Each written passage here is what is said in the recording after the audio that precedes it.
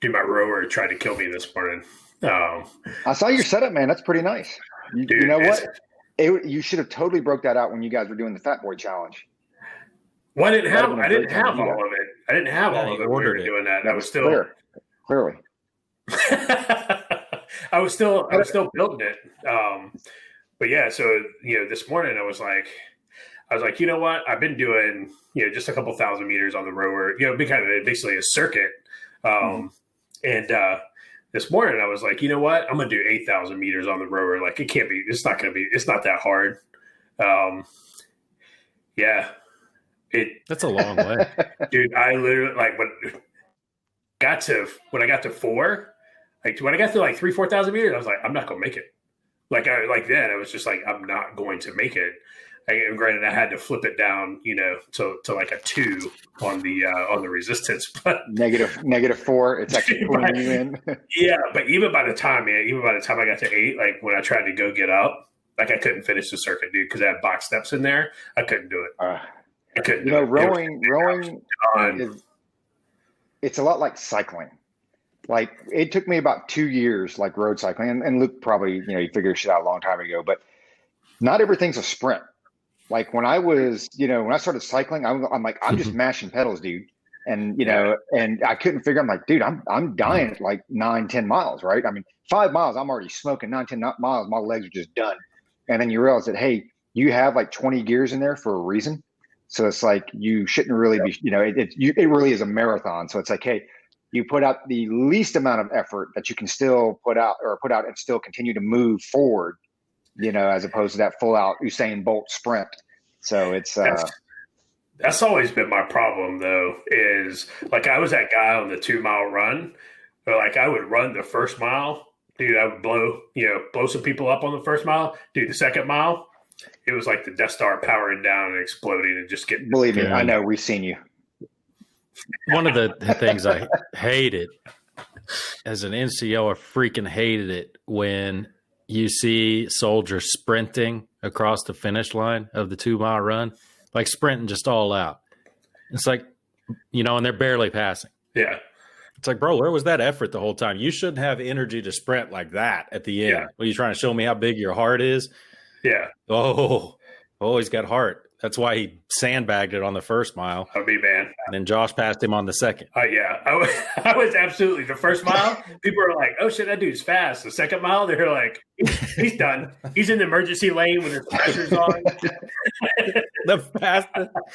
One of the fastest 2 miles I ever ran was in Colorado Springs, the first assignment. And I had been training real hard. I wanted to, highest PT score and all that. And I thought this was 1998, and I thought I was going to be Mr. I'm different, which I was. And I wore a pair of Oakleys as I was running. And, I even colored over the O right there. Oh, Lord. And some NCO saw me and oh, Mr. Cool Guy, what are you doing? He turned around and tried to chase after me because it was the Banana Belt. If you ever been to Fort Carson, it's just a 2-mile track straight up. And I was like, bitch, you're not going to fucking catch me. Because it was in the first half mile. I was like, dude, there's nobody on the Banana Belt that can keep up with me. That was one of the funniest in my mind. I was just like, this is one of the funniest things ever. This NCO was so pissed off, yelling, trying to catch me. I was like, yeah, bitch, you're not going to catch me. And I never understood that. Wear these Oakleys for the whole 2 miles. I never understood. And I guess Daly, when he was Sergeant Major of the Army, he finally, saw the light a little bit. But it's why can't you run with music in your ears? It's anything that's going to help with Joe get out there and do some PT and work out. I'm hey, man, because I know it is. You got your clothes that you wear, make you feel better. And this, that's hey, man, if I can wear my damn Nikes with some fucking whatever socks I want to wear and throw some, AirPods in, if that's what it takes to get you on the track to work out every day, rock and roll, man. Let's do it. Oh, man. Daly's on his ass because, man, you can't wear your little earbuds when you're chasing down Charlie in the jungle. Charlie doesn't have any earbuds. Charlie doesn't get to listen to music that pumps him up. We never did any of that. Passes 2 miles. Yeah, so we never did any of that. Yeah, whatever. Fucking. That was the whole thing. I remember getting out. We were getting ready. I don't know if it was a group run or something there at Meade, and we were forming over at the track or something, right? And so I'm getting out of my truck. and I'm literally in the parking lot there at the track, and I'm walking. You know how you walk through the fence and then you have the stairs down to the track. I'm like walking down the stairs. I don't have my PT belt on. I have it in my hand. I don't have it on yet, and somebody yells at me to put my PT belt. Oh no, it was officer PT. We were getting ready to do officer PT on the track, and somebody yelled at me to put my PT belt on. And I turned around and looked at him, and I was like, "Who's your first heart? Go get your first heart, because I'm going to give you both a coin. I want to give you both a coin because you are awesome." And it just kind of like stood there and looked. It was like, "Get the fuck out of here! What's wrong with you?" It was ridiculous. Yeah, man. But bunch of Karens, dude. Bunch of Karens. You know, you gotta. I had it when I went back to. I was at Huachuca shortly before I retired, and I was over at the IET village because I think I was. The fuck I was doing over there? I was hitting either the shop bed or cruising for babe. Yeah, right. At 6:30 in the morning, that's exactly what I was doing. I think I was over the shop bed and I was walking, and I had. I didn't have a PT belt on, and fucking drill sergeant. You better outrank me if you're walking without a PT belt on. You know, fucking sergeant major at times. Like, hey, funny you mentioned that. Yeah. I'll be like, yeah. But I like my chances. Come here. Yeah. Come here, you. I feel pretty good about it. So it's you know, one of the short highlights where you're like, finally, after 22 years, I get to fucking say like, fuck you. Yeah. Like whatever. Absolutely. That's probably why I was so shitty as a sergeant major too. So, you know. It wasn't just that. No, probably everybody not. who actually read the book and knows me and Josh thinks that the story about the PT belt in Afghanistan was Josh and not me. You know the one. Because that was Josh, wasn't it? Dude, I have a PT belt story from Afghanistan too. I just can't believe they actually set up the little walking traps to like give you fucking tickets. I mean, I remember I was like, what the hell is this? And they're like, you have to have your, like, are you high? Are you serious? It was, I had just come back from outstation. I was at Bagram getting ready to fly home. And I had like, you know, you get up there and you always have to take like 2 ring flights before the rotator to make sure you get there. Because if you wait till the last ring flight before the rotator, that ring flight's going to get canceled for something. Right. And you're going to miss your rotator. And now you're there for another 2 weeks. And, so I had gone 2 ring flights prior. And so it's like, all right, man, I got like 4 days, right? You're just like, dude, 4 or 5 days at Bath. You're just like, you're going out of your mind because you don't have anything to do. And you can only sit in the chaplain's rec room for so long. I love it. So I was like, all right, I'm going to walk down to the Green Bean for like the 5th time today and get a cup of coffee. And I'm walking down Disney, and it's starting to get a little dark. And I hear, "Hey, you." And I was just like, "Dude, not talking to me." Like, dude, there's plenty of Joes out here. There's like nobody. That person's not talking to me. And like, so I keep walking, like, "Hey, you," and it gets. I feel it behind me. It's getting closer and closer. And again, I'm like, They're not talking to me. And finally, it's like, "Hey, you," with the FSU hat on. And I was like, "Oh shit, they are talking to me." And turn around, and some first sergeant who's like, "Where's your PT belt at?" And I'm dude, I literally in civilian clothes. I look like Hacksaw Jim Duggan. And I was like, "What?" And he's like, "Where's your PT belt at?" It's Disney Drive here, and Dutch, you got to have it for reflective gear. Blah, blah. I was like, "I don't have it. You need to go back and get it." It was like, "No, I don't. You don't understand. Like, it's not that I forgot it in my B hut. Like, yeah, like we don't bring it to Afghanistan with me. Like, I don't have one here in this country." And where are you at? Well, I'm down at camp such and such. Oh, fuck. And he just turns and walks off. It was just like, what? What is this? Leave me alone, man. I'm just trying to get my coffee so I can go home. You're in the middle of a war zone, and that's like the highlight is some senior enlisted or or whatever, trying to stop you for safety. And if there's a vehicle, that can drive onto the sidewalk through that 3-foot turtle ditch, hey, man, good on them. I guess it's just my time. I mean, and the thing is this, I don't even remember anybody getting hit. I mean, did like somebody get hit? I don't know. I think so. I think it's just some random shit. I don't know, because the only time I spent at Bagram was absolutely the minimal amount of time I absolutely had to waiting on me air. Too, but I mean, you would always, you would hear something, right? Like, hey, such and such got hit going to the fucking PX or the clamshell or whatever. Yeah. It's like, I never heard anybody getting hit or whatever. Yeah, I don't know. All I know is that's just nonsense. I see some of that nonsense still going to work every day, driving out, see these poor bastards on the side of Long Street and Gruber with big ass rucksacks, and I see people running with their rucks, and it's just like I want to roll down my window as I drive by and be like, "Don't do it, dude. It's not worth it. You're gonna pay. You look cool, but you're gonna pay for that shit in 20 years." Yeah, throw out the VA claim paperwork to them when you drive by. Yeah. Be like, you're gonna pay for that in 20 years, brother. Except for Luke. Luke, you sure. got your VA claim yet, or what? You need some help? I've got a good VSO to help you out. No, I'm not disabled, man. Not at all. Nothing hurts in the military. Not physically. Mm-mm. Nothing. No, I'm good. How's the Rona? I will. Are you 100% someday. over Rona now? I think so. Yeah. The health unit. I messaged him yesterday because I was about to fucking lose it. I was about to flip, and I emailed the health unit. I'm like, "Hey, what's up? It's been 14 days since onset of symptoms. It's been 5 days since about 5 days since I've had any. What's the deal? Am I done with quarantine?" And they email me back, and they go, "Yep, you're done." Fuck. All right, let's go to the grocery store. So we just went to the store, and but again, man, they're shutting everything down here. I mean, they're locking everything down. No socializing with anybody outside your family unit, your immediate family unit, period. Wow. And so, yeah, I mean, they shut everything down. You're not even supposed to be out walking. But people are like, nope, screw that. You guys saw, man, the video I sent you guys. I mean, yeah, dude, that was crazy. Dude, Slovenians aren't like that, and they're getting like that. So it's like, dude, man, woo. It's going to be crazy, man. We talked about it though, and you pointed it out that for the most part, Europeans will take a lot, but when they're done, man, they're done. They're really done. Yeah, it's how's the boss? She okay? Oh yeah. She was about 2 days behind me, so she's fine, and yeah, it's all good. She had a little rougher than me, but yeah, oxygen levels and everything back where they need to be. Yeah, it's amazing. Good. Because we're talking about you right now.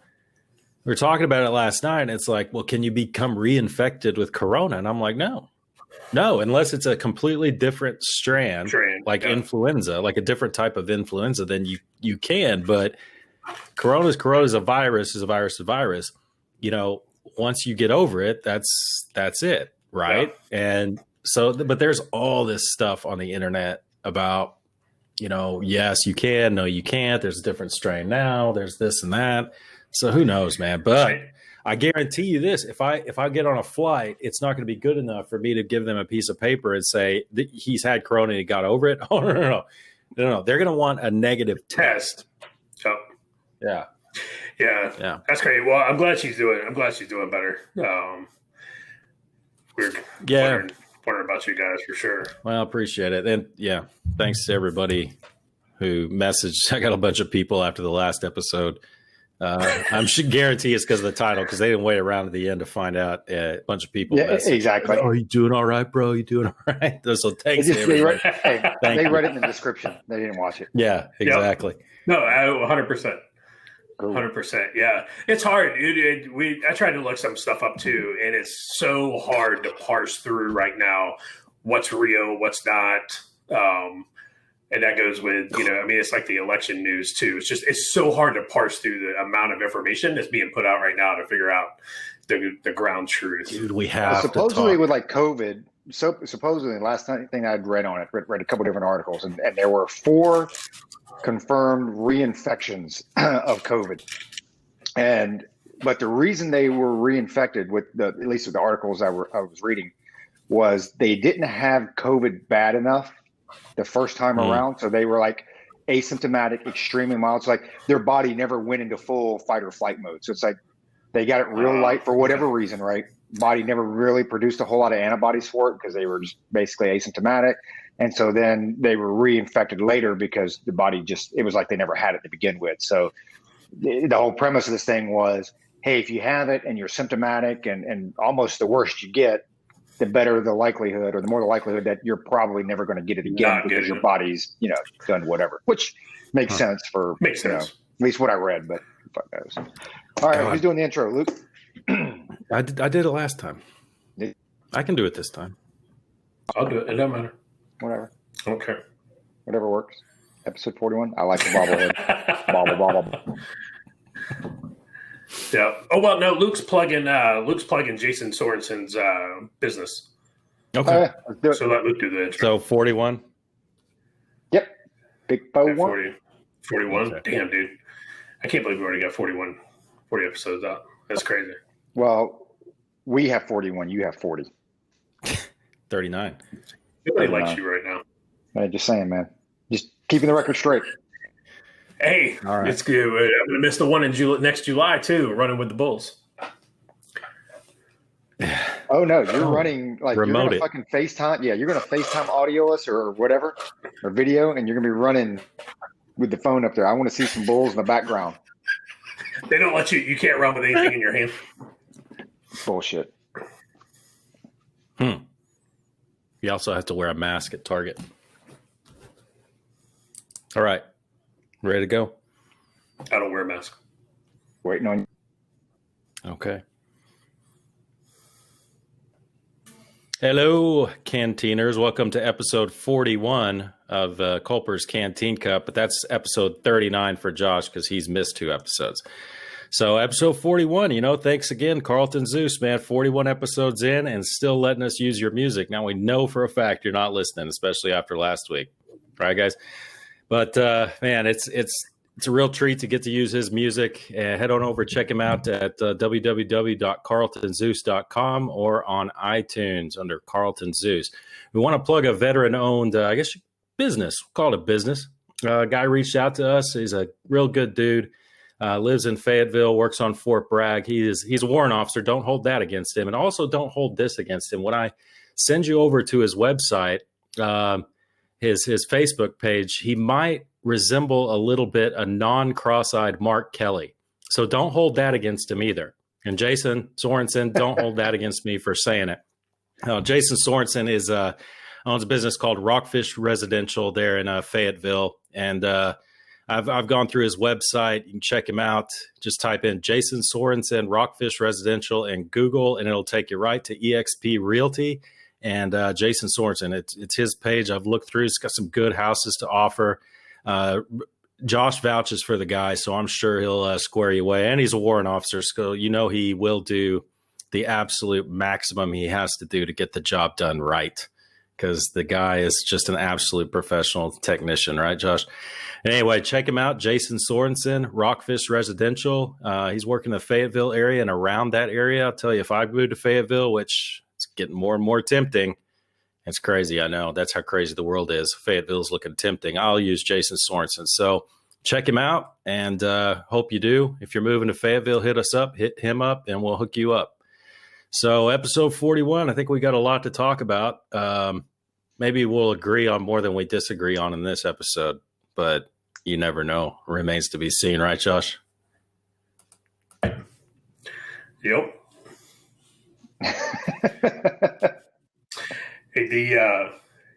So I don't even know where to start on this episode because there is so much to cover. We had said, okay, we're going to cover, potential GOP 2024 candidates. What does that field going to look like? And then last night, Joe Biden's idea tried to burn DC to the ground. They attacked families, little kids, and women. Why? Well, because it's just an idea. They don't really exist. They were really basically figments of everybody's imagination last night.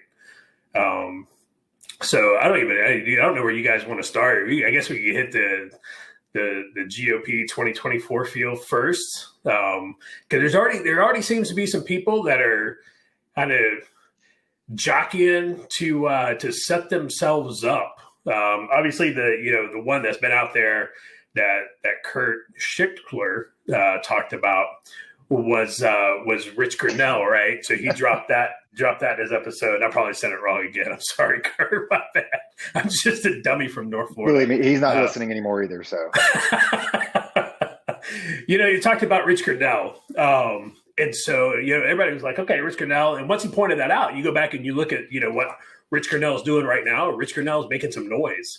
He is absolutely 100% making some noise. But you look at his social media posts compared to some of the others out there, and they're a little bit more tempered of what Rich is saying and how he's when he's saying it. So Rich Grenell could absolutely be jockeying for that position to jump in the 2024 ring. And so for those of you out there who are familiar with Rich Grenell, a little bit of his background: he was nominated by Trump, director of national intelligence. He worked on the Kosovo-Serbia peace deal. He was a big part of that. He was ambassador to Germany. He was actually originally appointed into politics by then George W. Bush as the director of communications and public diplomacy for the United States permanent representative to the United Nations. So he definitely has a lot of the foreign policy experience behind him. I think what's going to hurt Rich Grenell a little bit is his domestic, policy. He doesn't have any domestic political experience, and so that may hurt. That may help. It all depends on potential running mate, whether he's the presidential candidate or whether he's the VP presidential candidate on that. I don't know, but I don't know that I don't know that Rich Grenell is going to be able to be the presidential candidate on that ticket. I think he would probably be better suited as a VP. Looking at a few of the folks who I think would be better suited for the presidential thing, I think we're looking hard. You look at Ron DeSantis, the governor of Florida right now. He hadn't come out and said it, but he's starting to make some noise a little bit. He was one of the very first ones that came out after the election to support Trump and support the investigation into the anomalies in the elections. And so you go back and you take a look at DeSantis. One, as a governor, that's closer to what the president really does anyway. All right, when you look at a governor of any of a state. And he handled COVID relatively well. He didn't completely 100% shut Florida down. He allowed, a lot of the counties kind of to do, and the mayors to figure out what was best for their towns, their cities. He's super tough on crime. He just introduced legislation to allow people to shoot rioters and looters when they're destroying their business. And and he also, that same legislation also offers immunity to people who hit protesters who are blocking roads if they are in fear for their life and their safety. They can go ahead and run Frogger over and have immunity. He's also a veteran, so he's got that. He's that card. He has that card. He's got to do better in some of the more blue counties, though. So in his when he got elected governor, he beat Andrew Gillum, Andrew Gillum was a complete hot mess, train wreck, very far left. And then a couple of days after the election, his naked photos of him and his meth and his partner came out. So I don't think that Andrew Gillum handled the election results very well, or he was doing that beforehand, and it just finally came to light. But you go back and you look at those traditionally blue counties, Broward, Palm Beach County, Osceola, Orange, Alachua, Hillsborough, Duval. Ron DeSantis would have to do better in those counties to carry Florida by a decent margin. So I've got a couple other names, but I'm gonna throw it over to Roger to see kind of what Roger's take is on Rich Grenell and Ron DeSantis and whatever other names that he's got for some potential 2024 candidates. So it's funny you say that, because I was doing some gurgling. It's really in the play for 2024, and a lot of it, there's still a lot of time left. So let's back it up one step. I think with what's happened with Arizona with the vote count, I think it's safe to say Biden Harris is going to be the next president, vice president. That's going to happen. And you see a little bit of the saving face for Trump, because he's still got a lot of supporters out there. We'll get into the DC MAGA rally over the weekend, but he's got a lot of folks that want him to fight. But I think even at this point, he realizes that, hey, look, everything was kind of revolving around winning Arizona, possibly Nevada, and then obviously you've got your challenges out in Georgia and Pennsylvania, and you really had to run the deck because if you lost any one of those, eliminated your chances. And I think with Arizona, with the way the election was run, the way the numbers came out, I think he is. I think he ended up losing by it was like 7,000 or 8,000 votes or something like that. But which is crazy because when Fox News, and we'll talk about this a little bit more later, when Fox News initially called the race for Biden, or it called Arizona for Biden, he was up by 97,000 votes. So, that's how close it got. And that's why a lot of people were pissed off at Fox News, feeling they called it early. They called it, we discussed this in the last episode, calling it while, there were still people in line voting in other states. So once Arizona went, the challenge, and obviously still out there with Georgia and Pennsylvania, I think he understands, like, you save face, how do you step back gracefully and let the transition occur? Now, going on to 2024, it's pretty interesting because as you talk about Grinnell and some of the other names out there, and I'll throw some of these out here in a minute, it makes you wonder, are they positioning themselves for a 2024 run? Because right now, all the talk is Trump's running again. And when you hear the rhetoric, when you listen to the rhetoric and you read some of the, try to read some of the tea leaves with Don Jr. and some of the other guys, they're like, hey, Donald Trump is trying to establish his base in the GOP for that 2024 run. Because if you become irrelevant over the next 2-3 years, then it'll be really hard to kind of come back into that game and say, hey, I'm going to be your candidate again. So it's kind of interesting when you look at Grinnell, who's a big time Trump supporter. At first, like, well, hey, maybe he runs. But then I'm like, well, wow, maybe he's just helping to establish that base because that's what a lot of other folks are doing. The Hill had an interesting article out here. So right now, President Trump and Vice President Pence and Nikki Haley lead the betting averages, right? I guess it's Bovada.com or whatever the hell it is, gambling website. So they are basically all 4-1 odds to run as the winner of the GOP ticket in 2024. What's interesting is I didn't think Pence would be. I mean, he's got a little bit of that Reagan mannerism and look to him. I just never really saw him as like a viable presidential candidate. And I don't know that he wants to be. And maybe he does, maybe he doesn't. I mean, I haven't heard one thing one way or another. I think he's played a pretty good role where he's at.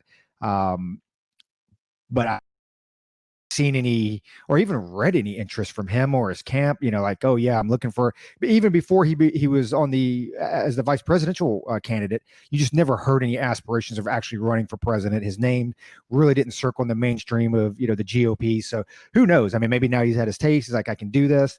He is a lot more in the middle than what you would say what a Trump is. I say in the middle. He's a lot more of your conservative base, traditional conservative than Donald Trump was. Or is, but some of the other names they threw out there, Trump, Pence, Haley. This one here is actually disturbing. This was the third name on the list. And I tell you what, if this dude becomes the GOP nominee, I will be voting for my dog, Scout. John Kasich. Holy Jesus. And Luke's reaction right now, when I read the article, I'm like, you get the heck out of here. There's no effing way. No effing way. I'm like, if that dude becomes the GOP candidate or nominee, I'm voting for my dog. I mean, that's it. I'll vote for my dog, and I'll vote for Luke's dog or Josh's dog as the VP or whatever. Just write it in. Ted Cruz. A lot of people like Ted Cruz. I want to like Ted Cruz, but and I know this is contrary to what we said before. It's not about personality. It's more about policy. So I need to look more into his policy. But I do get that used car salesman feeling with him. Like I have to go wash my hands, after if I was to ever meet him and shake his hand. And I'm sure that's not the intent that, he off that way. And it's just, I don't know. There's just something about him I don't trust. But again, sticking with what I've said with Donald Trump and Biden, anybody else, it's all about his policies. So at the end of the day, if his policies are where they need to be, or what I believe, where I believe they need to be, then he could get my support. Josh Hawley, another young dude. His name's been thrown around. Tim Scott's name's been thrown around. Mark Cuban's name has been thrown around, which I don't think there's a chance in hell that Mark Cuban does it because one, I don't see him as a politician, and I'm not sure he really wants to get his hands in that kind of mess. You already own the Dallas Mavericks. He's got a lot of other business deals going on. The guy's a billionaire. Do you really? But, they said the same thing about Donald Trump. I mean, when you get guys and gals at that level, there's also a narcissist side to that and an ego side to that makes these guys and gals run, because at that point there's really nothing else to accomplish in life. The reality is, so maybe he does give a run. And then another big one here was Donald Trump Jr. So do you see Jr. running if he gets off the cocaine and whatever he was on, him and Kimberly Guilfoyle, because he was fired up, man. If he gets off that, eyes wide open, he's lit. I think he would do well. I think he is probably a little farther right than what his dad is. Again, I don't know all of his policies either, because a lot of it's just been echoed from what his dad had or ran on over the last 4 years. But so far, and we're not even talking about outliers that aren't even on the cusp right now. I mean, because you always have those 2 or 3 that pop in, like, wow, this individual, kind of like Barry 2008.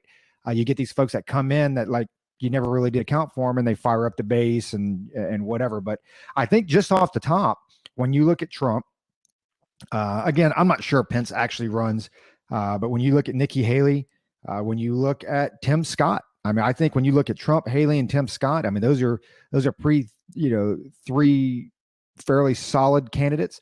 I think Trump would have an edge because, as you saw in the second debate, I think he's learned a lot.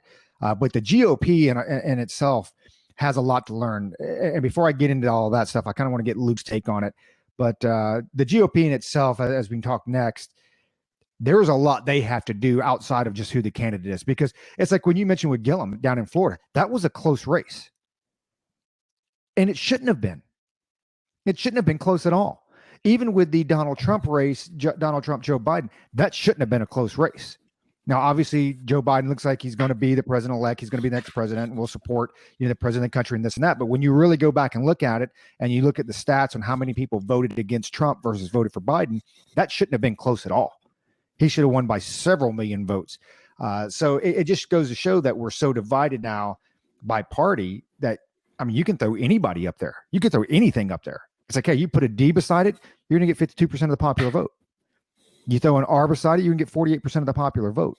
So I think the Republicans have a long way to go as far as their strategy, because I think there was a very big failure on Donald Trump's part with the whole mail-in balloting, like we talked about last time. You can't totally discredit all of it, because every day that you're out there discrediting it, you have millions and millions of Democratic ballots being casted. So you're automatically taking one course of action, one line of effort, and you're eliminating that obtaining votes, which he could have got several hundred thousand votes in several different states across the board, I believe. But before we get into all that, Luke, Trump, Pence, Haley, Kasich, God forbid, Ted Cruz, Josh Hawley, Tim Scott, DJT Jr., Mark Cuban. What do you think? Any of those top your list? Yeah, I mean, I could go through the list. But I think right now, you've got your old school GOP guys, in the ex Mercatio Gentlemen's Club in Washington, D.C., just off of L Street, smoking their cigars and drinking their, $60 a glass, scotch. And this is going exactly like they want it to, really. I mean, we made some gains in the House. Looks good for 2022 right now. The Senate races, and doesn't look as bad as we thought it would, but we're getting Trump out of there. And that's exactly what they want. And that, in my GOP guys, So I can see 2024 being akin to what the DNC went through in 2016 and to an extent in 2020, where there's kind of a rift within the party itself. And that rift in the DNC was, your Bernie Sanders socialist versus, the old standbys, Hillary Clinton and Joe Biden. They want to keep things predictable with Hillary Clinton, with Joe Biden.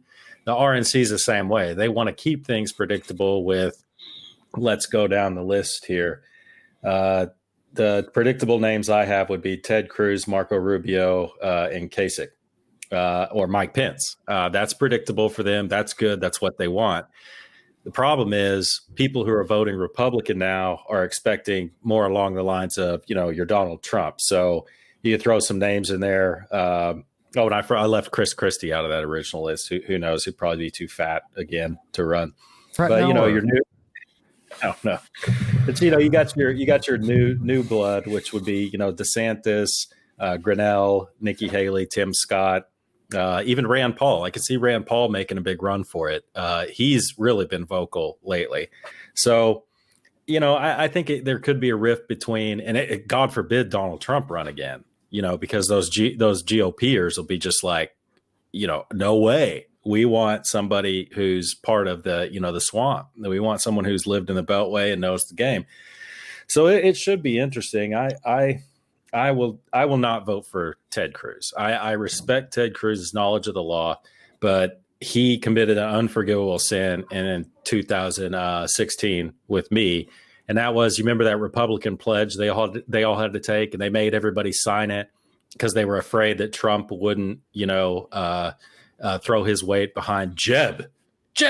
He wouldn't throw his weight behind Jeb if Trump won. So they made everybody sign a loyalty pledge saying that each and every one of those 16 candidates or whatever would throw their weight behind the eventual winner of the primary. Well, Trump won, and at the RNC, Ted Cruz got up there and spoke. I'll never forget this. I was so mad. And Trump signed it. So did Ted Cruz. They signed this little pledge. And Ted Cruz gets up there and does not endorse Donald Trump for president after Donald Trump had won. He said, I just encourage everyone to vote their conscience. And you can ask my wife, you can ask anybody lived on either side an acre away. I was going absolutely nuts in the house. I was like, you are a liar. You are a liar politician, because you just said, he got up there and his whole speech was, people are tired of politicians not following through on their word. He actually said that at the beginning. And I'm like, okay, he's going to endorse Donald Trump and then he didn't do it. He didn't follow through on his word. And he just did what he said everyone was so sick of. So Ted Cruz is out for me. I'm voting for Roger's dog or my dog. And if my dog runs, one of my dogs, Coda, runs, Hazel will be his running mate. So you have a female running mate there. So Mark Cuban. I can't believe he's in the hat for Republicans, because that dude, you want to theorize whether somebody's bought and sold by China. That's him, dude. The guy won't even speak up about it at all because he doesn't want to lose any business over there. So F him. If he gives up the Mavs, that would be, I'll be like, okay, but he's never going to do that. So that's kind of my thoughts. I will get on the Rick Grinnell train early. I like Nikki Haley. I like Tim Scott. I'll even listen to Rand Paul again. I'll listen to him again because I'm not one of those old GOPers sitting in the gentleman's club smoking my cigar and have it. It's a different time now, as Roger pointed out. So Mike Pence, I don't think he'll run. I also don't think Donald Trump will run in 2024 if he doesn't win a presidency this time. I think an interesting question that we could touch on is how easy it's going to be. Folks out there, you might not want to listen to anything Roger and I say, because we were pretty off on this on this last election. Maybe just listen to what Josh has to say, and we can go from there. But I was going to say how it would be interesting to talk about how easy it's going to be to beat Kamala Harris, and good Lord, nobody likes her. But what do you think? Hey, real quick, Josh, let me ask you this. And I know I just cut you off, and I did it on purpose.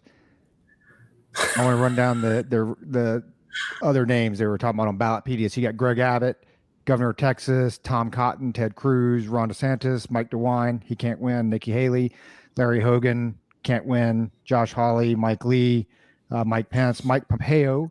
So I'm kind of curious on what your thoughts are on that. Rubio, Ben Sass, can't win, Rick Scott, Tim Scott. Here's another name out there I want to get your opinion on real quick. And I just read this. This is why I jumped in. Tucker Carlson. There is actually an article out there dated back to July talking about Tucker Carlson being a 2024 candidate and his close ties with Donald Trump Jr. and this and that. Now, again, maybe he just plays a role in the party or whatever, but what's your thoughts on possibly Mike Pompeo? Do you think he does it? What's your thoughts on Tucker Carlson? So I like Tucker Carlson.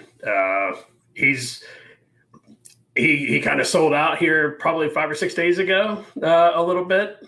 He came out and he did not. He basically towed the line, right? And, I think one of you pointed out was like, well, he's getting paid, and that's what his contract, and he wants to continue to get paid. So, for Tucker. Dude, I don't see Tucker Carlson getting the nomination for for the Republican Party for president. I think the next GOP president would probably want to look long and hard about Tucker Carlson being the White House press secretary. I would love to see Tucker up there every day handing reporters their ass, handing Jim Acosta his ass. I think that would be fantastic. And I think I think he would be a perfect White House press secretary. I do like Haley. I love how, she burns it down every day. As far as Mike Pompeo goes, he obviously has the sex state experience. He has been big behind the peace deals in the Middle East, a big driver of those. And he could probably be a dark horse candidate, coming out of nowhere. I don't know as far as here's what it's going to come down to. And Luke kind of touched on it is what is the establishment going to allow, right? What is the establishment going to allow? Because I think that's going to play a big role in it. And to finish out my list, right? So I obviously had Tim Scott on there. Tim Scott, looking at his domestic policies, he has been very straight line down the Republican Party as far as his domestic policies go. He is insanely popular in South Carolina. You think about when Tim Scott ran for this, he went against Paul Thurmond, right? I think that's Strom Thurmond's grandson or nephew, something like that. And he did it in a predominantly white county in South Carolina, and he beat him, and it wasn't close. So, that says something about Tim Scott there and his ability to win in non-traditional Republican strongholds. And guess who appointed him to the Senate when DeMint, remember Jim DeMint? When Jim DeMint retired, that's who Tim Scott filled his seat. Nikki Haley was the governor. Nikki Haley appointed him to the Senate. So he's got that Nikki Haley relationship there. Yeah, and looked at Nikki Haley. Nikki Haley, Washington Post article came out and said Nikki Haley in the top 10, she is the number one woman who has the chance to become the first woman president. They rated the Washington Post was like Nikki Haley's got the best chance to become the first female president. And that's significant. Nikki Haley doesn't have a whole lot of baggage that we know of, except, I think, Roger, as you pointed out, that she had a home foreclosed on her. But I think at this point, when you're talking candidates, if the only dirt they can dig up is that you had a home foreclosed on you, it's like, okay, you didn't rape anybody. You don't have anything else? Okay, you're good. We're good. The other dark horse candidates, so I had a couple of dark horse candidates. You named one of them. So Tom Cotton, strong foreign policy, strong immigration. He got an A from the NRA. He's a former infantry officer. He did some tours in Afghanistan, one with, I believe, the 101st, and then he was on a PRT, his next rotation. I went through some of his social media stuff. He's actually been a lot more vocal in the last probably 6 months than he has been in a long time. And the other dark horse one that I had, South Dakota's governor, Kristi Noem. She has been extremely vocal. She's young. She is very popular in South Dakota among conservatives. She beat the Democrat out in the race, and it wasn't even remotely close. And Kristi Noem has been, she's taken a lot of heat because she didn't shut South Dakota down for COVID-19. She's like, I'm the governor. I'll decide what's best for my state. The people elected me to represent them and be here. And yes. So I think, I don't know that she would throw her name in as a presidential candidate, but I think she's somebody that we need to watch for the next couple of years.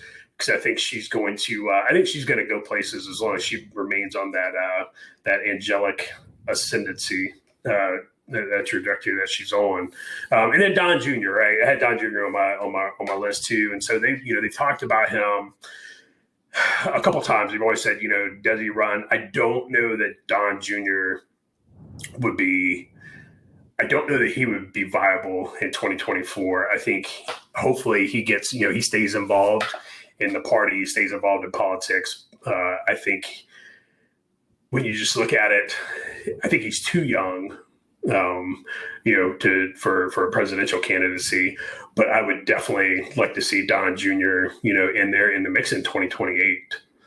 I don't know that, 2024, I think maybe you put, he is in the government somewhere, if it's a GOP led administration by that point. But yeah, I don't know. 2024, there's a lot of candidates still got time to flesh stuff out. I'm with Luke on Ted Cruz, though. There's just something about Ted Cruz other than that part that I don't know. I think Ted Cruz is better in the Senate. He's not well liked amongst other Republicans either, man. There's a lot of Republicans don't like him, and I don't know the Republican establishment would get on board with that.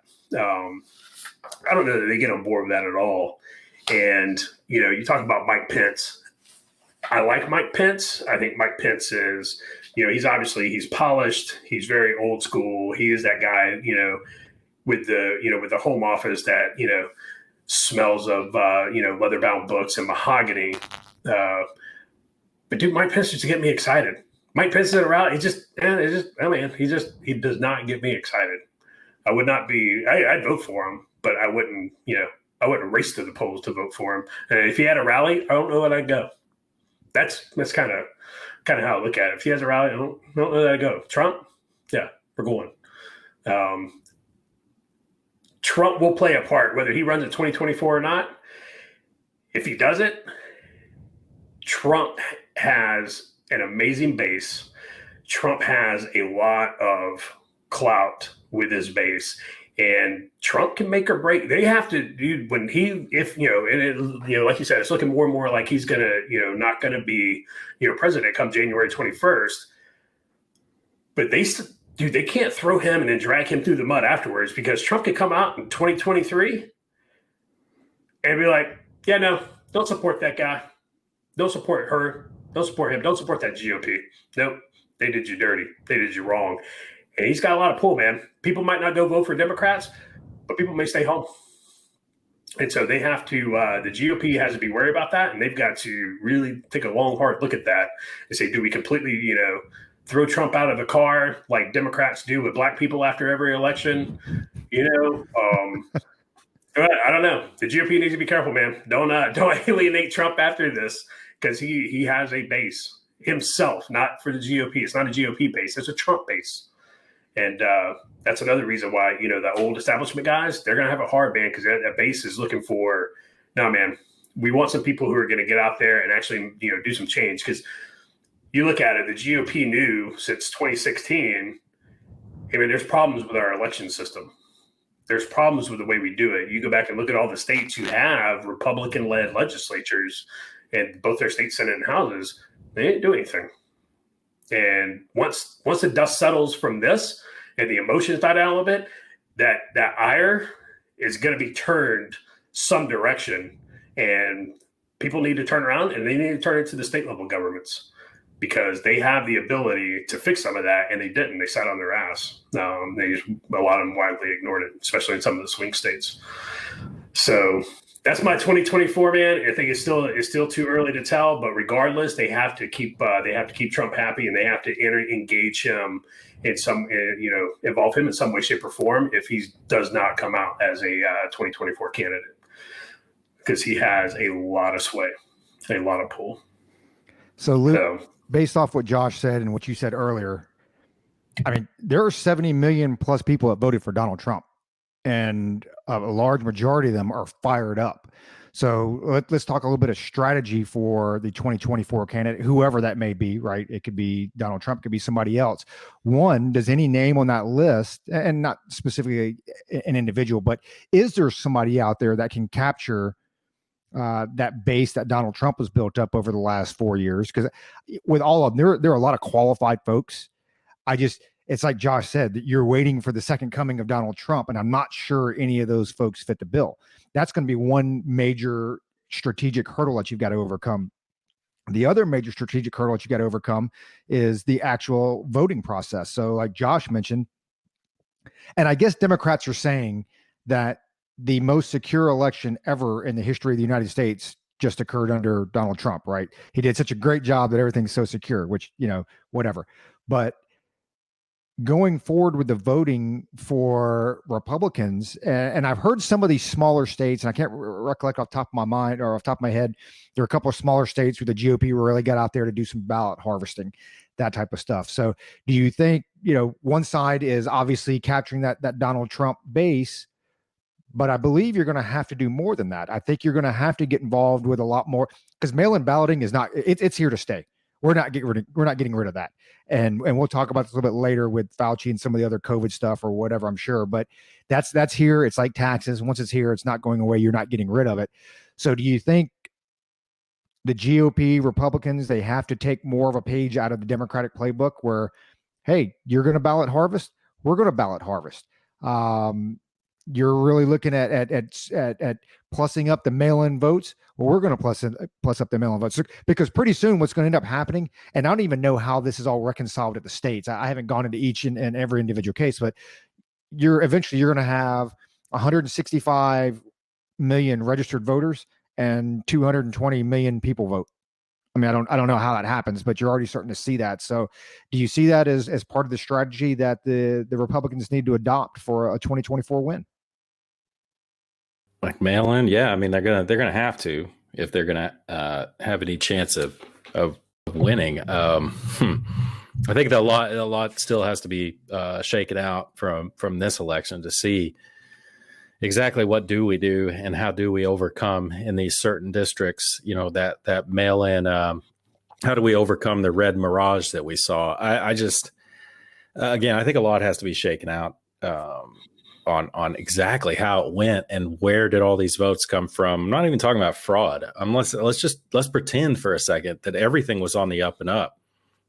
Before they formulate a strategy, they got to figure out what happened. I mean, how did it happen? And yeah, they're going to have to get on the mail-in vote train and start. I mean, harvesting is kind of a strange word, because that lends itself to being somewhat, like illegal. But I guess it's not if you can just go to an old folks home. Do people still call them that? A retirement home, and fill out ballots for people. Residents. Yeah. If you could just go to one of those places and fill out ballots for all their residents and take them to the nearest polling station, God, they're going to have to get on board with that, or we're going to have to shore up the process and make it all like the absentee ballot system, where it's a chain of custody. And I believe that's the way it'll go. I really do.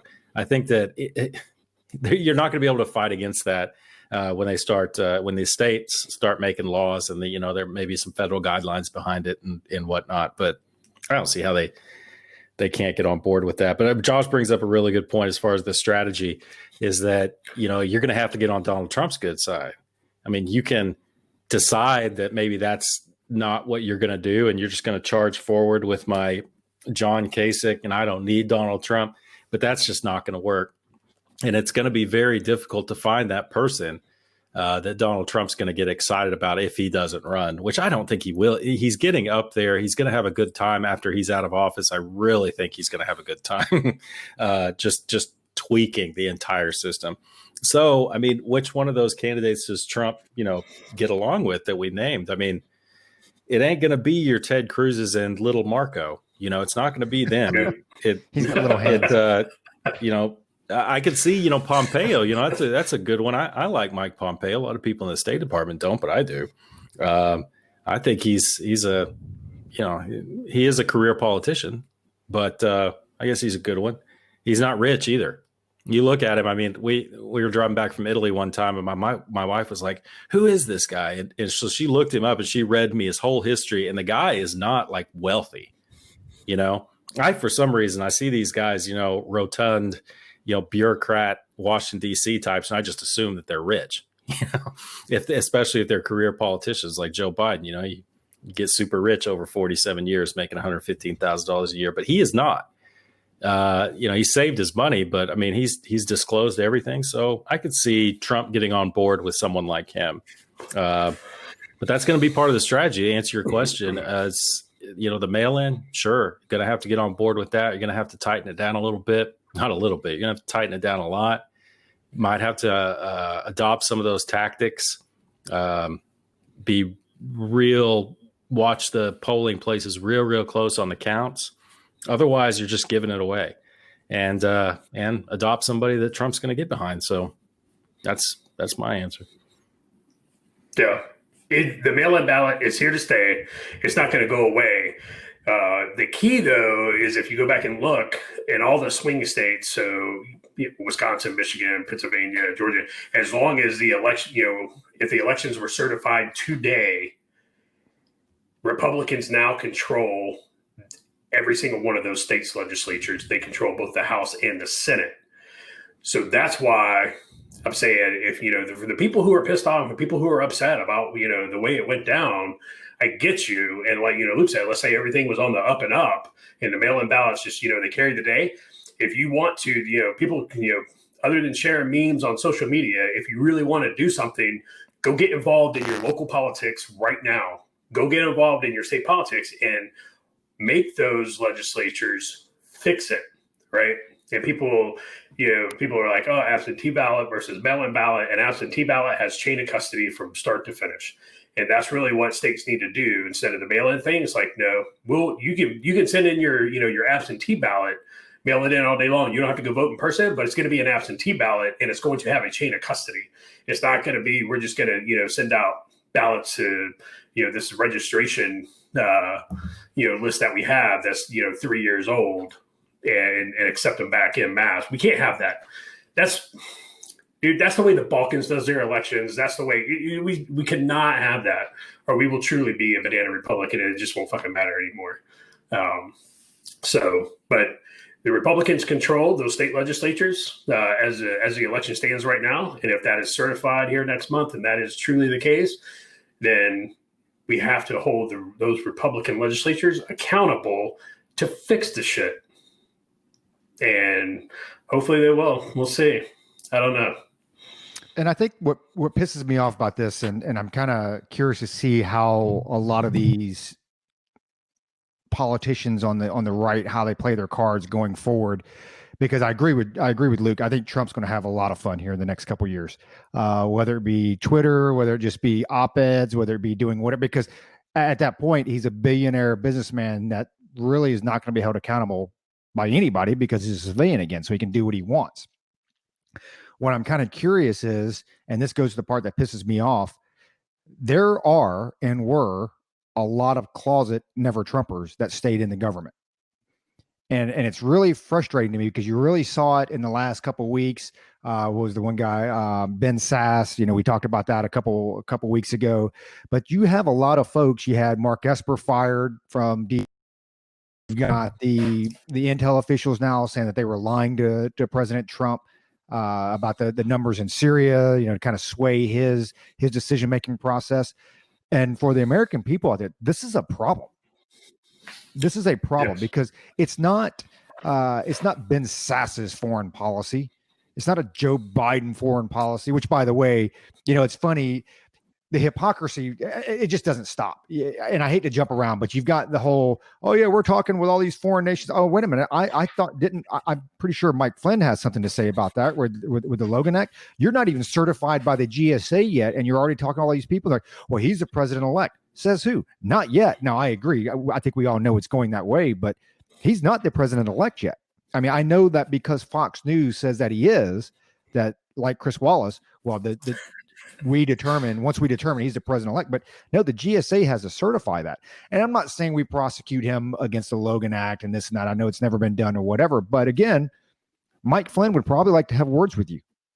It's like the same thing that started a lot of this years ago.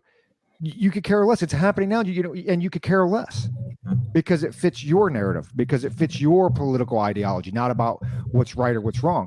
And going back to what pisses me off is you have a lot of, here's the deal. I wasn't a big time Barry supporter. Didn't vote for him. And it wasn't because of his personality, it's because I thought his policy sucked. However, I served active duty 8 years under him, obviously not directly, but with him as the commander in chief, and supported everything 100%. Now, I may be like, I kind of disagree this and that or whatever, but whatever orders that were given to me to execute, I did that. And I did that in full faith.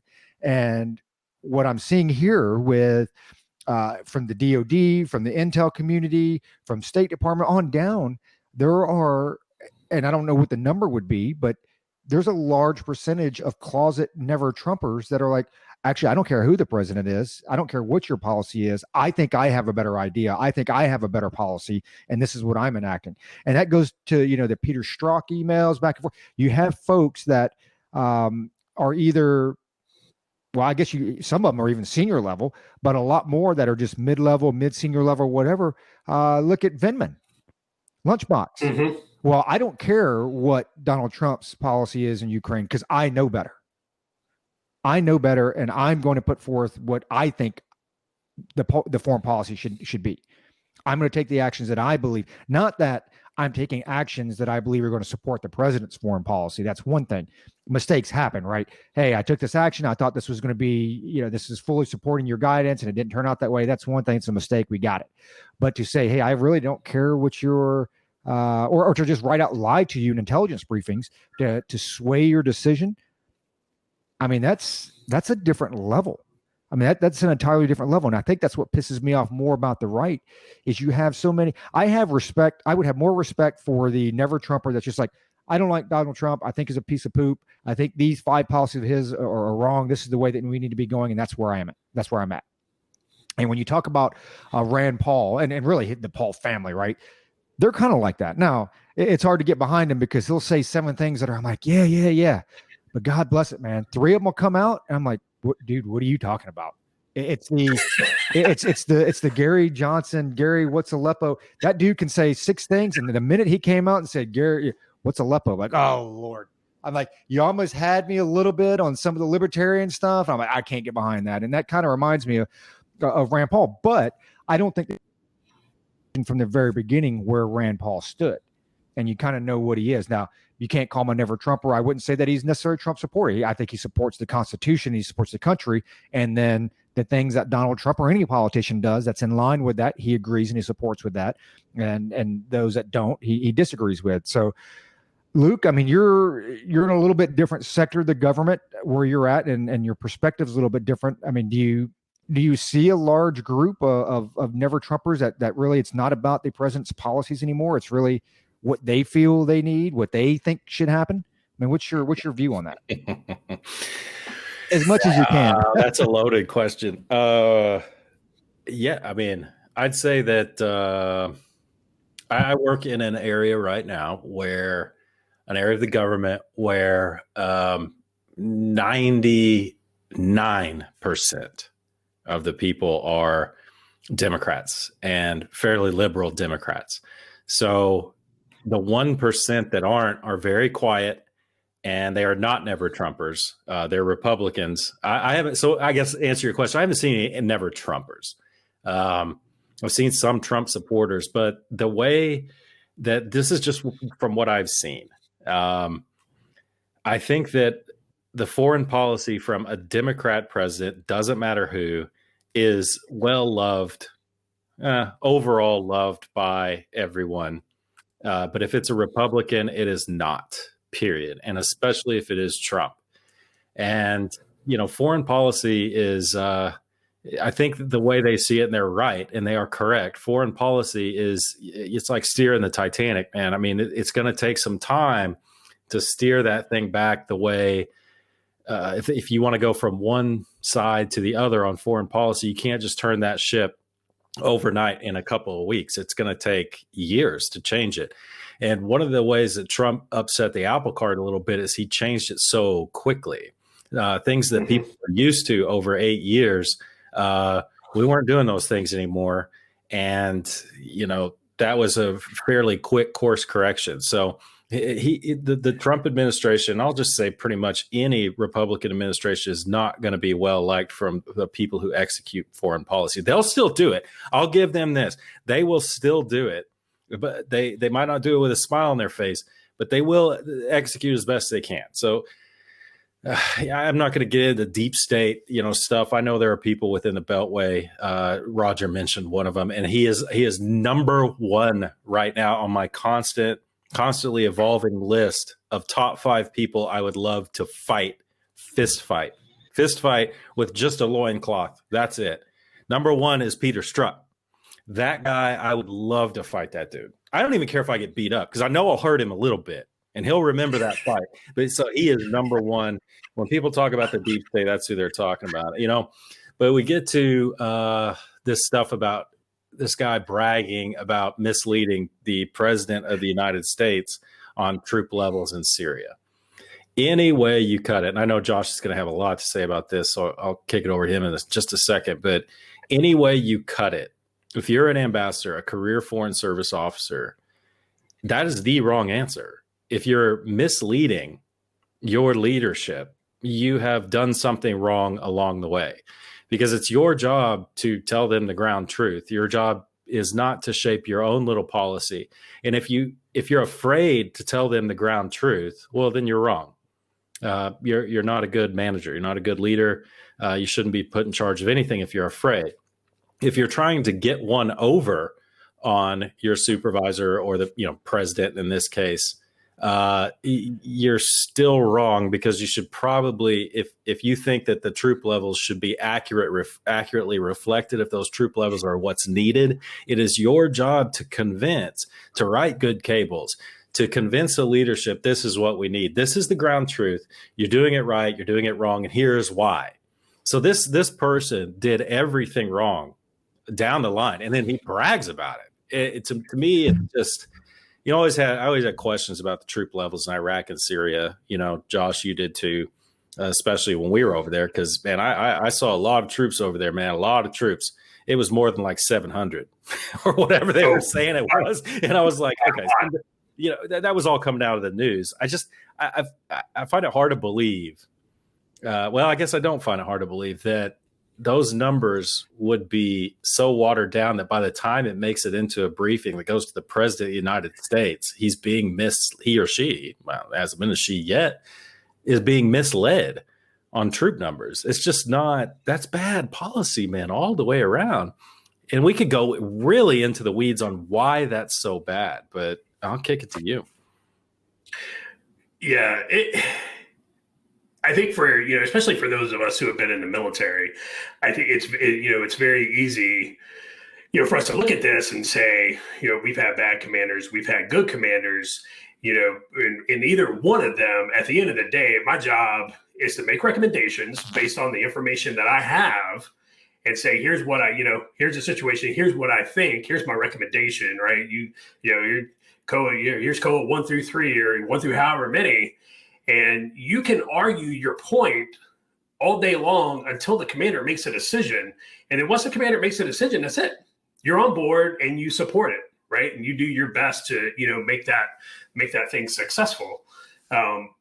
To willingly mislead the commander with information, you think about it on a company, an Army company level, you're talking about the president of the United States, who, however many tens of million people have elected to that office. This guy is making decisions that is going to impact the United States when he makes it, and for decades to come, potentially, right? And for people to mislead the president of the United States on that, something that could, be detrimental to the United States for decades, to me, that's no different than treason. I mean, it's just no different than treason. Any military member that was involved with that, they should absolutely 100% be court-martialed. And you brought up the Vindmans and everybody, and I'll even throw in, guys like Fauci. People are like, why isn't the president listening to Fauci?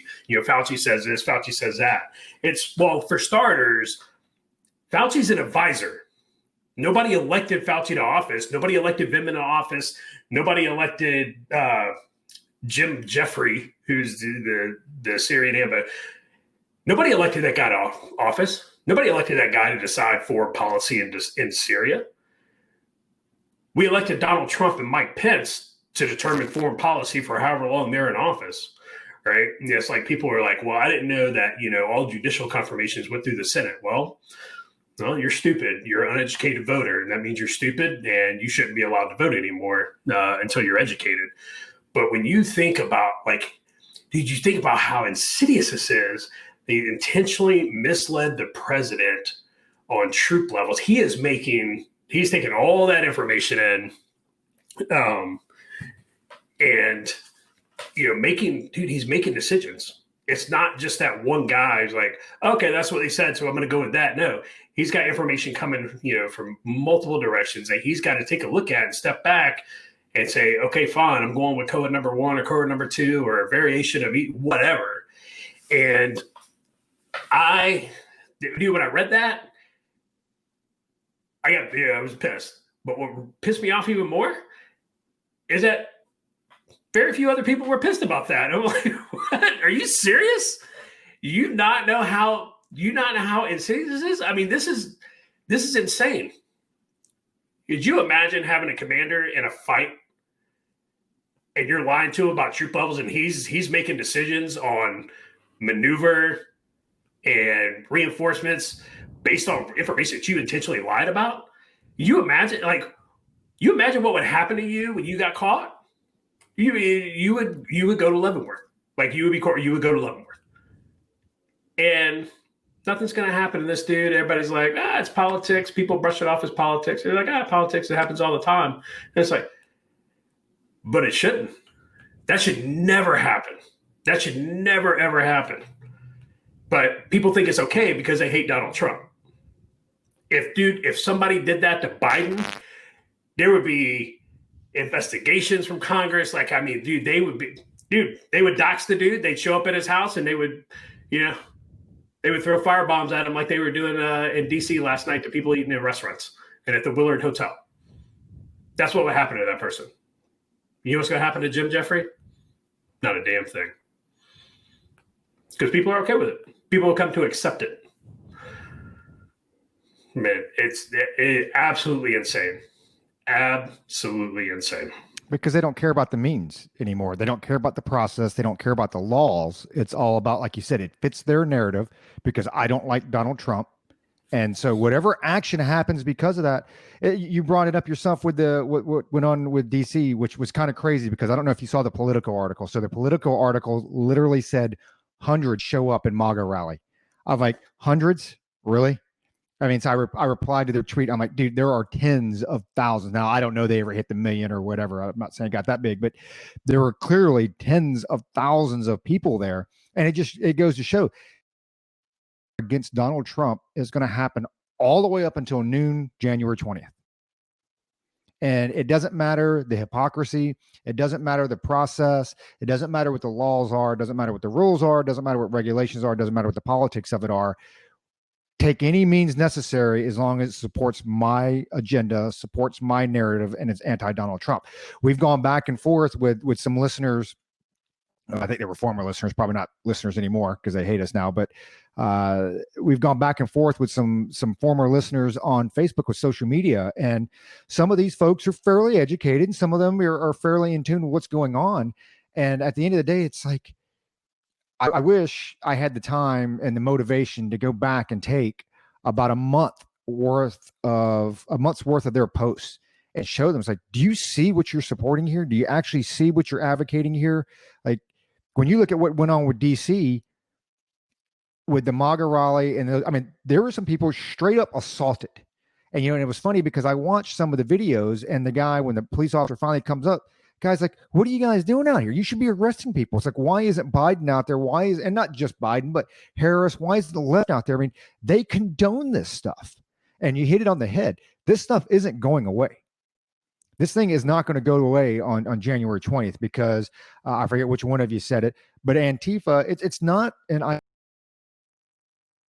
Okay, it's a lot more than an idea, and it's not an idea just from the left. It's like, oh, well, if we appease them, right? If we just appease, if we capitulate, if we just give in to what they want, because here's what happened. And this is what started one of the conversations was Patrisse Cullors.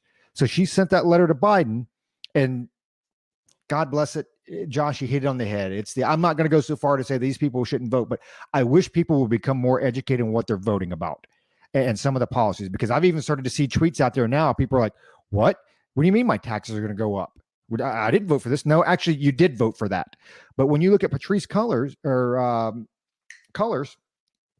basically she had this 1-2 page letter that she sent to the Biden-Harris campaign, and the bottom line was, and this is fairly close to the quote, we need to get something for our vote. Now, the person we were talking to is like, oh, well, she's an individual and has no influence. Well, okay, well, clearly you don't know who Patrisse Cullors is. And clearly you don't know the BLM organization. And clearly, actually, we did on an episode, months ago, when you look at their ties all the way back to the 50s and the 60s, or late 50s, early 60s, you clearly don't know what they're about. Patrisse Cullors was not saying that she, as an individual, as a voter, like I would have expectations. She is talking about the BLM movement. And it's a shame that there are still people out there on the left and right that don't believe they're a threat to our way of life.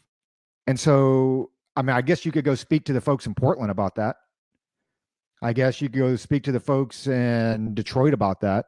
You could probably go speak to the folks in Chicago about that. You go speak to some folks in Washington about that. I think it's totally different. But when you look at some of these cities, and I get it, they show a 1 minute snippet, and that's not indicative of everything that's going on 24/7.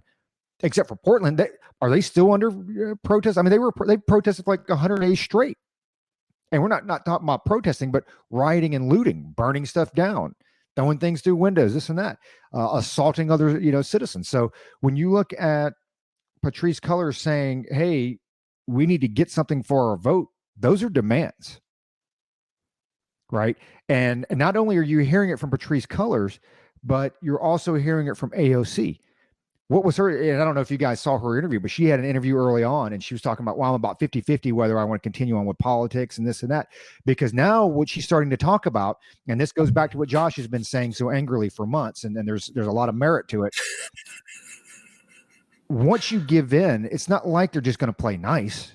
Oh, you know what? You gave us, dude, they want the whole thing. And when you look at what AOC said, she has now started the fight internally within the Democratic Party. And said, hey, you guys aren't far enough to the left. And she gave, and I caught about 45 seconds of the interview, and she basically just went on and was like, it's tough to be in politics when your own party doesn't support you and continues to fight you every step of the way.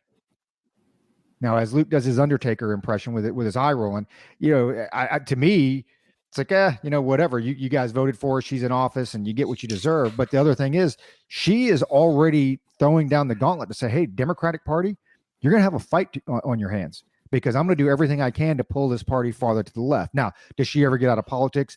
Absolutely not, because she's making way more money than she was making as a bartender back in New York or wherever the hell she was. So she'll stay there forever and she'll become the next Nancy Pelosi. But now you even have Nancy Pelosi, where they're saying she may not even have the votes to become Speaker of the House. What is it, Hakeem Jeffries or whatever? It's a big shift.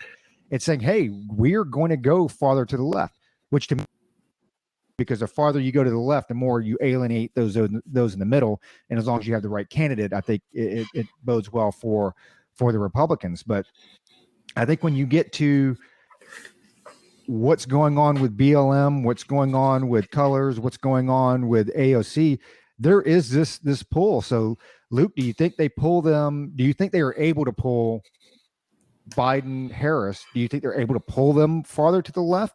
Do you think there is this the standoff that happens over the next 4 years where there's a lot of Democratic infighting? Or what do you see as the future of the Democratic Party here in the next 4 years? Roger always says, Luke, do you think? And then he'll ask me like 6 questions. I can't keep them all straight in my head. Hey man, that's because you have to have the notebook and you gotta start taking notes. There you go. I write stupid stuff down in mine, like top 5 people I'd love to fight. Peter Strzok, number 1. I write stupid stuff. Pictures of penises on his note card. So no, Roger, they're not going to get what they want. How about that? They, of course, it's going to be more left. And I'll say this, dude, I just don't understand. I don't understand the other side, man. I don't understand Democrats. I just don't. I try to, but I don't get it, man. You follow this stuff down its logical path, and it's like, you're just not on my side, man. And I get bitter like Josh, man. I'm like, you going to put me on a train? You going to put me on a train? I'm on the other side of you're going to put me on a train, then that's what you're going to do. But no, Roger, dude, it's I think that it's going to get worse as far as the demands to go further left from your AOCs, from your Ilhan Omar's, what's his name?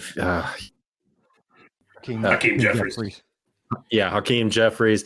You're gonna keep getting more demands to go further left. But Joe Biden, though, that administration, if they do serve in office, that administration is going to have the benefit of the news media, saying how left they are. But what the grassroots are going to see is that they're not getting everything they want. So you're going to continue to see, these threats. You're going to continue to see protests, things like this. Why aren't you doing more? And you asked earlier on, you put it forward rhetorically. You're like, when Joe Biden and Kamala Harris or anyone on the left going to come and talk down this violence you saw at this MAGA rally? And if those of you who are listening to this don't believe what I'm saying, go look it up for yourself, man. It's out there. It's not, the videos aren't edited. You can see these Antifa types attacking mainly old people, skinny dudes, women, and people with kids. They're never going after people like me, Roger, and Josh. You never see that. And when you do, it does not end well for them at all. There are a few videos of that too, where Antifa is going after some of these, whatever, Proud Boys. I don't even know if they're Proud Boys, but they're big, husky looking dudes, and they get their asses kicked. But to go back to your kind of rhetorical question, Roger, when are they going to denounce it? My question is, what does it benefit them to denounce it? It doesn't benefit them at all, because the news media is going to continue to ignore it, number one. And number two, it sends kind of a message to people who do support Donald Trump or Republicans in the future. Hey, man, you're really taking your safety into your own hands if you go down to this march. And I guarantee you there were people, the majority of the people on my Facebook and Twitter were like, I wish I was in DC today. And that's great. I'm glad I'm friends with those people. But there are more people who see that, see a woman being like, you just look at the videos. She's straight up being assaulted. She's clinging on to her boyfriend, trying to hide her head. They're going after this multiracial couple with a kid, and they're going after him. It's like more people saw that and got scared than saw it and got mad. I'm telling you, Josh is nodding his head. I mean, I'm coming around to his way of thinking, man. There are more sheep out there than sheepdogs, definitely. And it's sending a message of, hey, you don't agree with the mob, man. You're taking your safety and your personal well-being into your own hands there. And we should do a whole podcast one of these days on SVAA stuff. Not how to fight. Not how to fight. We can get into that a little bit, but how to avoid being placed in situations like all those people were in. Because I looked at a number of those videos, all of them, and I would say in each and every case that those people probably hadn't been to DC that much, and they just took a wrong turn after the thing was over, and they found themselves in the middle of the Antifa people, and the Antifa people knew it. They spotted weakness, and they went after it. There are ways to avoid that. I wish we could get the word out there. Hey, don't let this scare you. If you're on the right, left, whatever. I mean, I'll stick with the right now. Don't let this scare you, man. If you want to get out there and, show your support for something, or, say that you're not in support of another thing, don't let these bullies, Antifa, scare you into not going. Because, man, I'm telling you, it wasn't like 300 where Antifa was going into this giant crowd of whatever. They didn't do that. They waited and they cornered people who were on their own. So it really does piss me off. It pisses me off how the news is not covering it as usual. That's no surprise, though. I just get angry about it, man, and it ain't going to get better. I mean, where are all the social media justice warriors out there, right? They're turning their backs. They're turning their backs on Trump. That's something I wanted to say. I'm waiting to see the posts. I'm waiting to see posts on my timeline, and I don't see anything about it. It's just, we don't have to look at that. Well, you were saying social justice warriors, but I've been looking and following a lot of people who were kind of pro-Trump, and I'm talking specifically about Mike Cernovich. I don't know if you guys have seen that dude. Is all off the Trump train. F Trump. He's doing this. He's not doing that. He didn't, and he's saying some crazy stuff. And he's not the only one. I go through and I read the comments, and it's like, man, people are already packing their bags and jumping off the ship right now. And it's like, I don't know, man, maybe in these days of the 3-minute attention span, maybe that'll pay off for these people, which probably will, but I'm not forgetting, man. Not forgetting at all. Yeah. The Antifa piece, one, when we were having that conversation about BLM on your page, Roger, and I'm going to use her first name, Bonnie, it was like, well, I mean, of course she wants something for her vote, and she kept speaking to her as an individual, as an individual. And, it was like, it's not talking about, the Black Lives Matter slogan, right? She's conflating that with Black Lives Matter, the organization right. Where colors came out and said, yes, we are trained Marxists. And just based on their demands, you look at it and it's like, that is straight Marxism right there, which is not congruent at all in any way, shape, or form with the United States Constitution. So I'm going to go ahead and say it because, one, I don't give a fuck. And two, because I know listen to this podcast anyway, Bonnie hates the United States Constitution. Therefore, Bonnie hates the United States of America. Therefore, Bonnie hates us and hates our country. So I'll go ahead and throw that out there. And somebody can, if somebody knows Bonnie, you go ahead and relay that to her because I really don't care. As far as the Antifa thing, they're not going to address it. Biden's not going to address it. Harris ain't going to address it. One, because that means they have to acknowledge it, that it's going on. Right. They're not willing to do that. They, even Biden wouldn't come out at the debate and denounce Antifa. Well, it's just an idea. It's not even a group. It's just an idea. It's like, dude, they have a structure. It's like terrorism 101. It's like they have a cell structure, right? And you go back and you look at it, they have a leader, they have leadership. That is not an idea. That is an organization.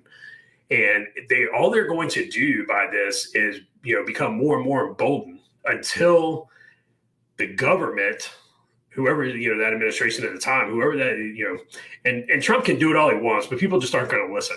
Right. That cognitive dissonance that Luke talked about in the last episode is still so prevalent. And people, the never Trumpers, they're just not going to listen. It is going to take, a Democrat administration come out and say, hey, this is a problem. This group is a problem. Because you look at the MAGA march yesterday, there was no violence. There was no issues. There was no windows shattered. There was no businesses looted until Antifa showed up. Right. And so, you can't tell me, no one can tell me that it was, the MAGA folks that were causing the problem.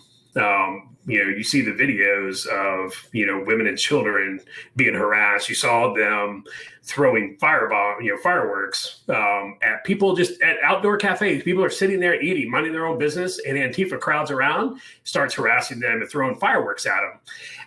At some point, they're going to do it in the wrong place, right? You look at, where they're doing it in major urban centers where, for the most part, most people are not armed. Hey, I would love to see them do that in Cairo, Georgia. I guarantee you it would get ugly very quickly, because Bubba would take care of that in a heartbeat. And, and like Luke said, they're not doing it to grown men. There was a video from late last night that I saw where apparently they showed up to Freedom Plaza and they did get into a tussle with the Proud Boys or whatever they're called. And the Proud Boys whipped their ass. There are a couple of videos out there where they got, They singled them out. They singled out a couple of Antifa dudes and, like a pack of wolves, man, they cut them off for the rest of the herd and they scuffed those dudes up to the point. And finally the police came in and, pulled them off. And it was like, where were you at when the lady was, getting harassed and shit thrown on her? You just weren't around then. And so, and I get it, a lot of the police, they're trying to separate people. They're just going to let what happens, and then they'll just, pick up the pieces afterwards because that's how they're trained. Police are always reactionary, right? Police are always post-blast. That's their intent, by and large. And, I've been telling people for years, buy guns and ammo, because the police cannot save you. They cannot help you. They can't be everywhere at once. And even if they are there, it doesn't mean they're going to do anything. Like we saw last night, you literally saw people get beat up and scuffed up last night, and the police standing on the sidewalk watching it happen. They didn't do anything, right? Whether they're trained that way, whether they didn't give a fuck, I don't know. But they didn't do anything. Your protection, your safety is your responsibility. Your family's protection and safety is your responsibility. So you can buy guns and ammo. You can go to, SVA, learn how to fight, learn how to learn just how tough you're not. Learn how to take a beating. Yeah, I'd be like, I can take an ass beating with the best of them. And that's it. But the Biden-Harris administration is never going to condemn Antifa because that means they have to acknowledge it. They have to acknowledge that it's a problem, and they're never going to do that. And this is just going to grow. Antifa is going to feel emboldened by this, as they have, for the last couple of years, really. And now what you're seeing, if you saw the video out of Colorado and the latest out of Portland, they're marching down the street holding, signs, and it's not "Get Trump Out." It's "No Trump, no Biden, no government." Period. Right? These are straight anarchists. They want anarchy, and they're going to try and achieve that through fascist means. It's going to get worse, and people are going to keep, well, just don't go to that rally. Don't go to that. Don't go to that. That's not the answer. Are you serious? We can't do that. You're just going to shut it down because you're afraid? But there are more sheep than sheepdogs. There are. And it's always been that way. You look at how many Tories there were versus Patriots back there in the Revolution.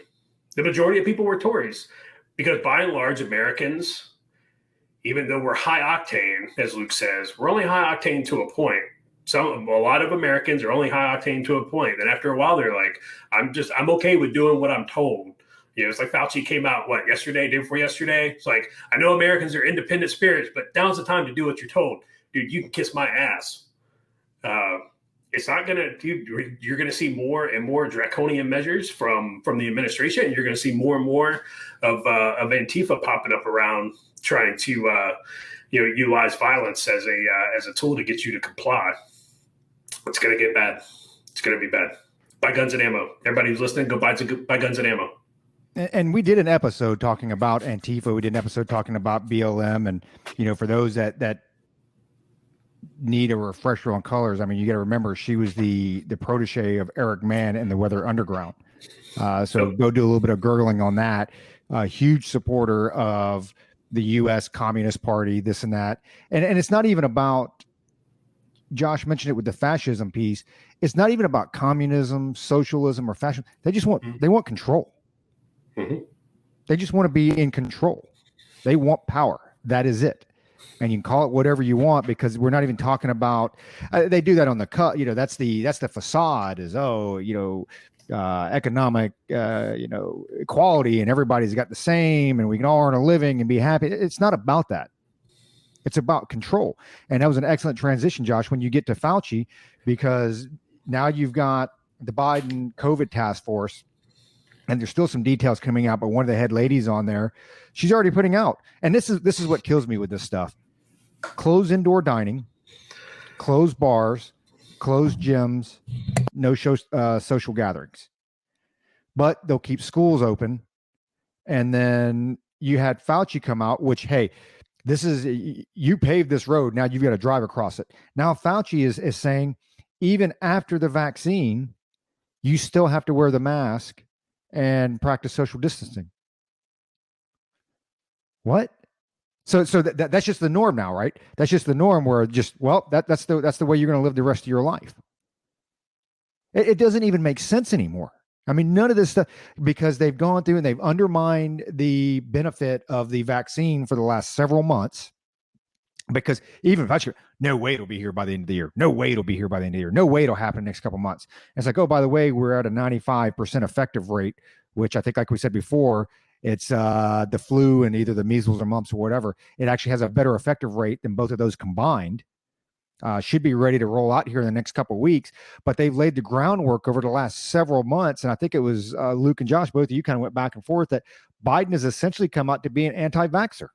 I know we got a vaccine that Pfizer's produced, but it's not going to be good enough. And oh, by the way, when you take the vaccine, because Luke, who's had the Rona, could actually go take the vaccine. And oh, by the way, Luke, you still have to wear a mask. And it's not about wearing the mask. It's not about protecting the people, because we've gone over this and you know, we bring, it seems like we bring this up every third or fourth episode. They keep throwing the 200,000 plus for the shock value. And it's not about that. When you look at the percentages, it just doesn't support it.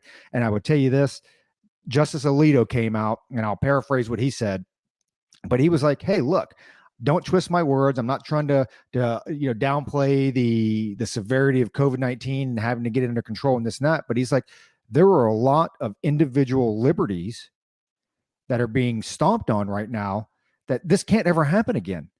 But it goes back to like mail-in balloting. Once it's already happened, and I had this discussion with my son, once it's already happened, it's easier to do it again. So now people have been under the mask mandate, because if masks work so well, why are they having to shut down California again? If masks work so well, why are they having to shut down New York again? Because guess what? It's not as effective as what you think. There's a lot more to it.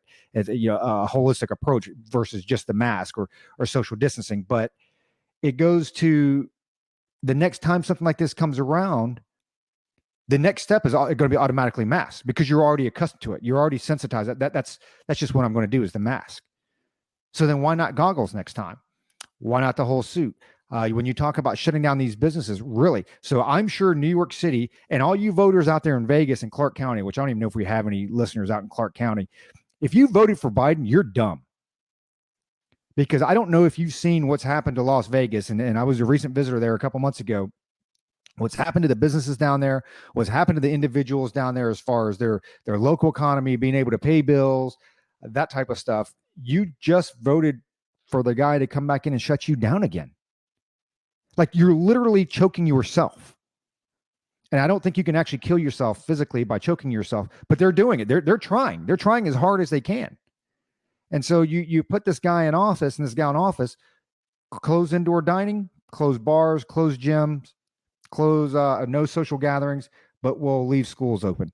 So, and oh, by the way, the vaccine 95% effective may not work, so you need to continue to wear your mask and social distance, and we'll keep everything closed as well. So, Luke, what are you seeing over in Slovenia? I know you've been saying this for weeks, where it's starting to crack down. People going a little crazy there. What's the situation over there, and what do you see over the next couple months? Well, first of all, 94% of our listeners in Nevada are in Las Vegas. 5% are in a place called Incline Village. I don't know what that is. But so we do have listeners in Vegas. Hey, people, come on, man. Get with the program. And I also want to read something from statement by President-elect Joe Biden on Pfizer's vaccine progress, paragraph 3. This is why the head of the CDC warned this fall that for the foreseeable future, a mask remains a more potent weapon against the virus than the vaccine. Okay. I mean, I've got to answer your questions, Roger, about what's going on here, but I have a hard time digesting exactly what this means for the future, because I kind of figured that, COVID would start kind of going into the background. The masks, all this stuff would kind of start going to the background after the election, especially if Joe Biden won.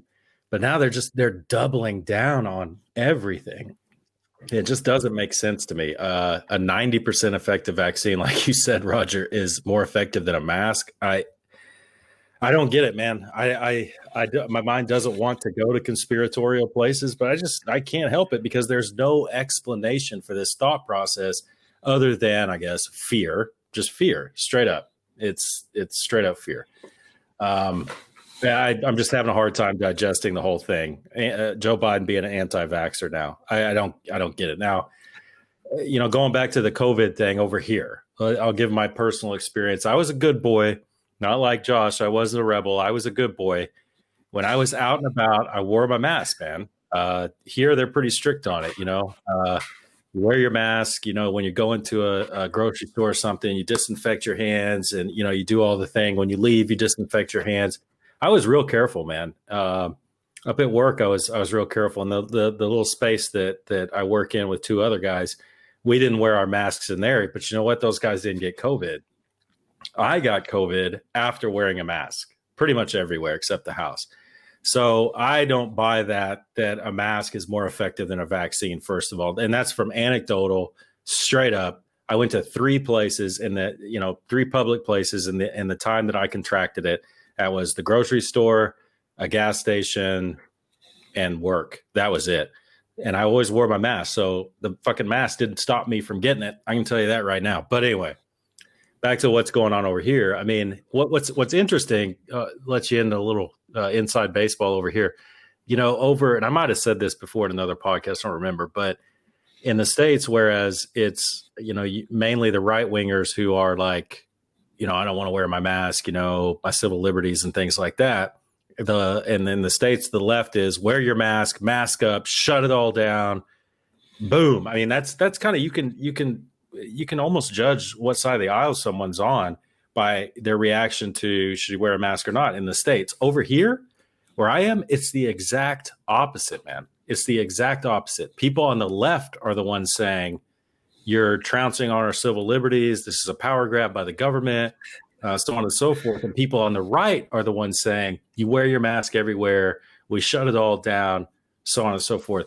And they're at a point right now, a country of 2 billion people, it's like a city, a big city, if numbers spike by 2,700 in one day, that's significant in a country of 2 million. So the numbers have been spiking over here. The deaths, we could really go down this road. The deaths have been spiking, whereas the ICU numbers are kind of going up, but not the levels the deaths are. And I'll kind of let you make up your own mind on, if you looked at the numbers, it's pretty obvious what's going on here. Old people are dying and they're not being admitted to the ICU. That's what's going on. And a little bit more inside baseball, I'm probably boring everybody out there, but the numbers over here, if they really break them out, because again, in the country of 2 million people, it's got some Austrian roots to them. They got those Austrian roots where they got to record everything. They do have pretty good statistics, pretty accurate statistics, and they're keeping real close tabs on them. And you go by the infection rate, the maximum or the age group where most people are getting infected is between 34 and 45. That's where the most people are being infected. And that's basically your economic drivers are in that category and younger. When you start progressing up toward there, from there, the economic drivers go down. So the people who are out and about working are the ones getting COVID. But if you look at the deaths, there have been 5 deaths, 5, maybe 6 below the age of 54 over here. Below the age of 54, there have been 6 deaths. The majority of the deaths are 85 and up. The vast majority. It's like 95% of the deaths are 85 and up. And here's a little point of trivia for you. There are far more women over the age of 85 that have died than men. So I ask everybody, why is that? Why do you think that is? There's a reason that is. And they're like, I don't know. Are women healthier than men? It's like, no, women's life expectancy is longer than men. So there are more old women than old men. So, you can play around with the numbers all the time, but things are shutting down over here. People are going crazy, just like I said they would. There was a pretty significant, for where I am, there was a significant riot the other night where some police officers got hurt. A few protesters got hurt, and that's just like unheard of over here in this paradise. It's because people are going nuts. You can't keep people locked away like this. You can't keep them living in fear. That's why I don't know why this isn't going away. I get it serious, but I'm with Roger. The next time this comes around, it's going to be even easier to get people whipped up, especially if the death rate's higher from the ages of, maybe 23 to 44. It's going to be crazy. And, you're right, Josh, maybe I should have kept writing that little speculative fiction thing I was doing because, it's just like, man, your mind can go all kinds of conspiracy places, I think you should have absolutely kept writing it because I think now, not only with COVID, with that being your title, I think you add the election piece in there, and with mail-in ballots and all the questions and stuff. I think that's I think you got something there. As far as the mask thing goes, none of it makes sense. Right. And so this is why one of the reasons I'm very anti-mask is, so, North Carolina is starting to shut down again a little bit. Right. So Roy Cooper, our dear leader, came out and, basically ratcheted it back down. So I can't be in a restaurant past 10 o'clock, but I can go to a restaurant. I just can't be in there past 10 o'clock. Right. So there's no capacity issues. So, all right, everybody get to the restaurant before 10 because 10 has got to close. Okay, so more people are going to go to get in there before 10, right? If I get up and walk to the bathroom in a restaurant, I have to have my mask on, but I don't have to have it on when I'm sitting down. Okay, is COVID only, does it lagger, only 8 feet off the floor? Is that what it is? It doesn't, it doesn't drop down to sitting height. It's just, none of it makes sense. There's no consistency with it. And it's absolutely nonsense. And so, I have worn a mask, right? So where I work inside the building, and, the boss has put out when you're inside the building in, public spaces. So basically walking, in the front door to your office, you have to have a mask on. Do I wear a mask? Absolutely. Because the boss put it out and said, I have to do it. That's my job. If I have to go somewhere, a place that's necessary, for me to go that requires a mask, in a private business, I wear a mask. Like, I have to go to the grocery store, right? I have to go get food, and to go in the grocery store, it's one of the mandates. You have to have on a mask. Okay, that's fine. I'll put on a mask to go in the grocery store because I have to go there. It's a necessity.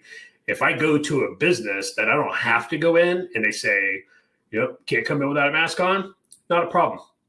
Because I'm going to go to your competitor who doesn't require me to wear a mask, and I'm going to spend my money there. And someone accused me, and I'll go ahead and use his first name, Johnny, on my personal Facebook page. He accused me. He said that I was, quote, punishing private businesses by going and taking my dollar to their competitor.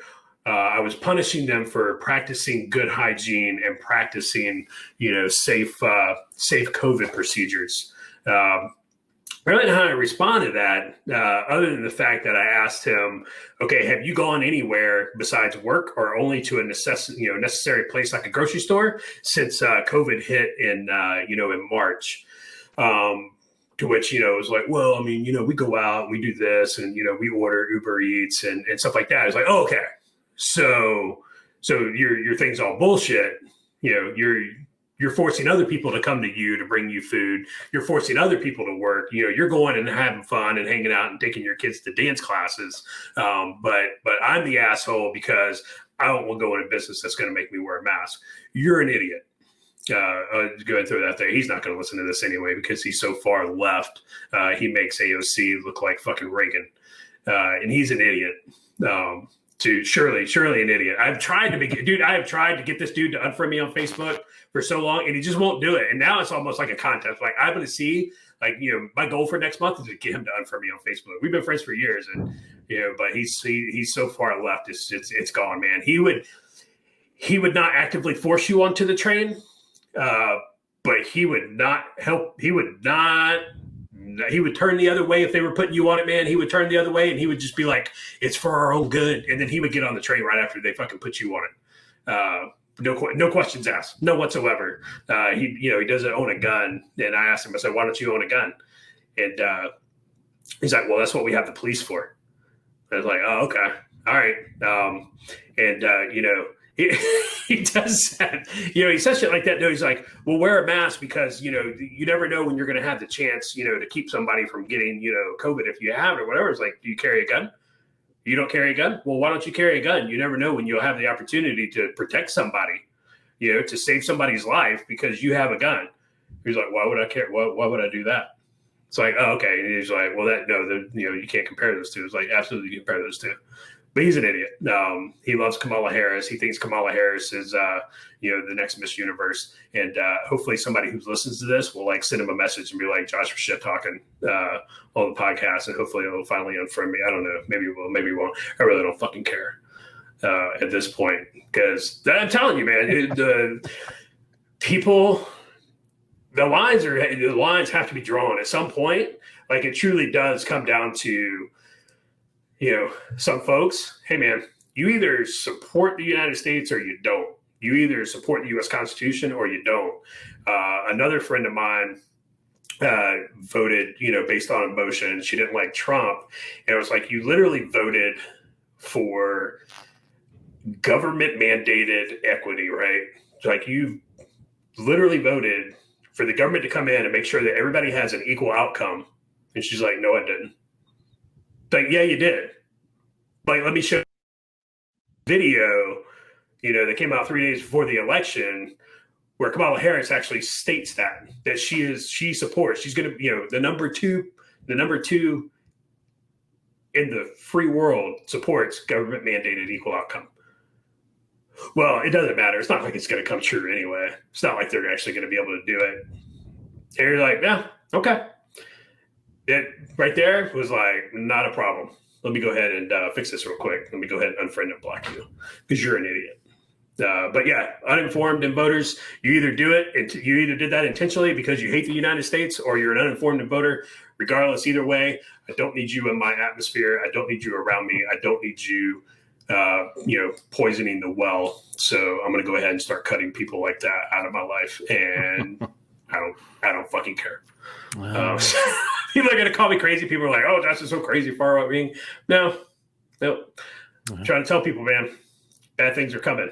People aren't listening, but they are. So I've ranted enough. Luke, I think Luke's going to close us out here and wrap this episode up.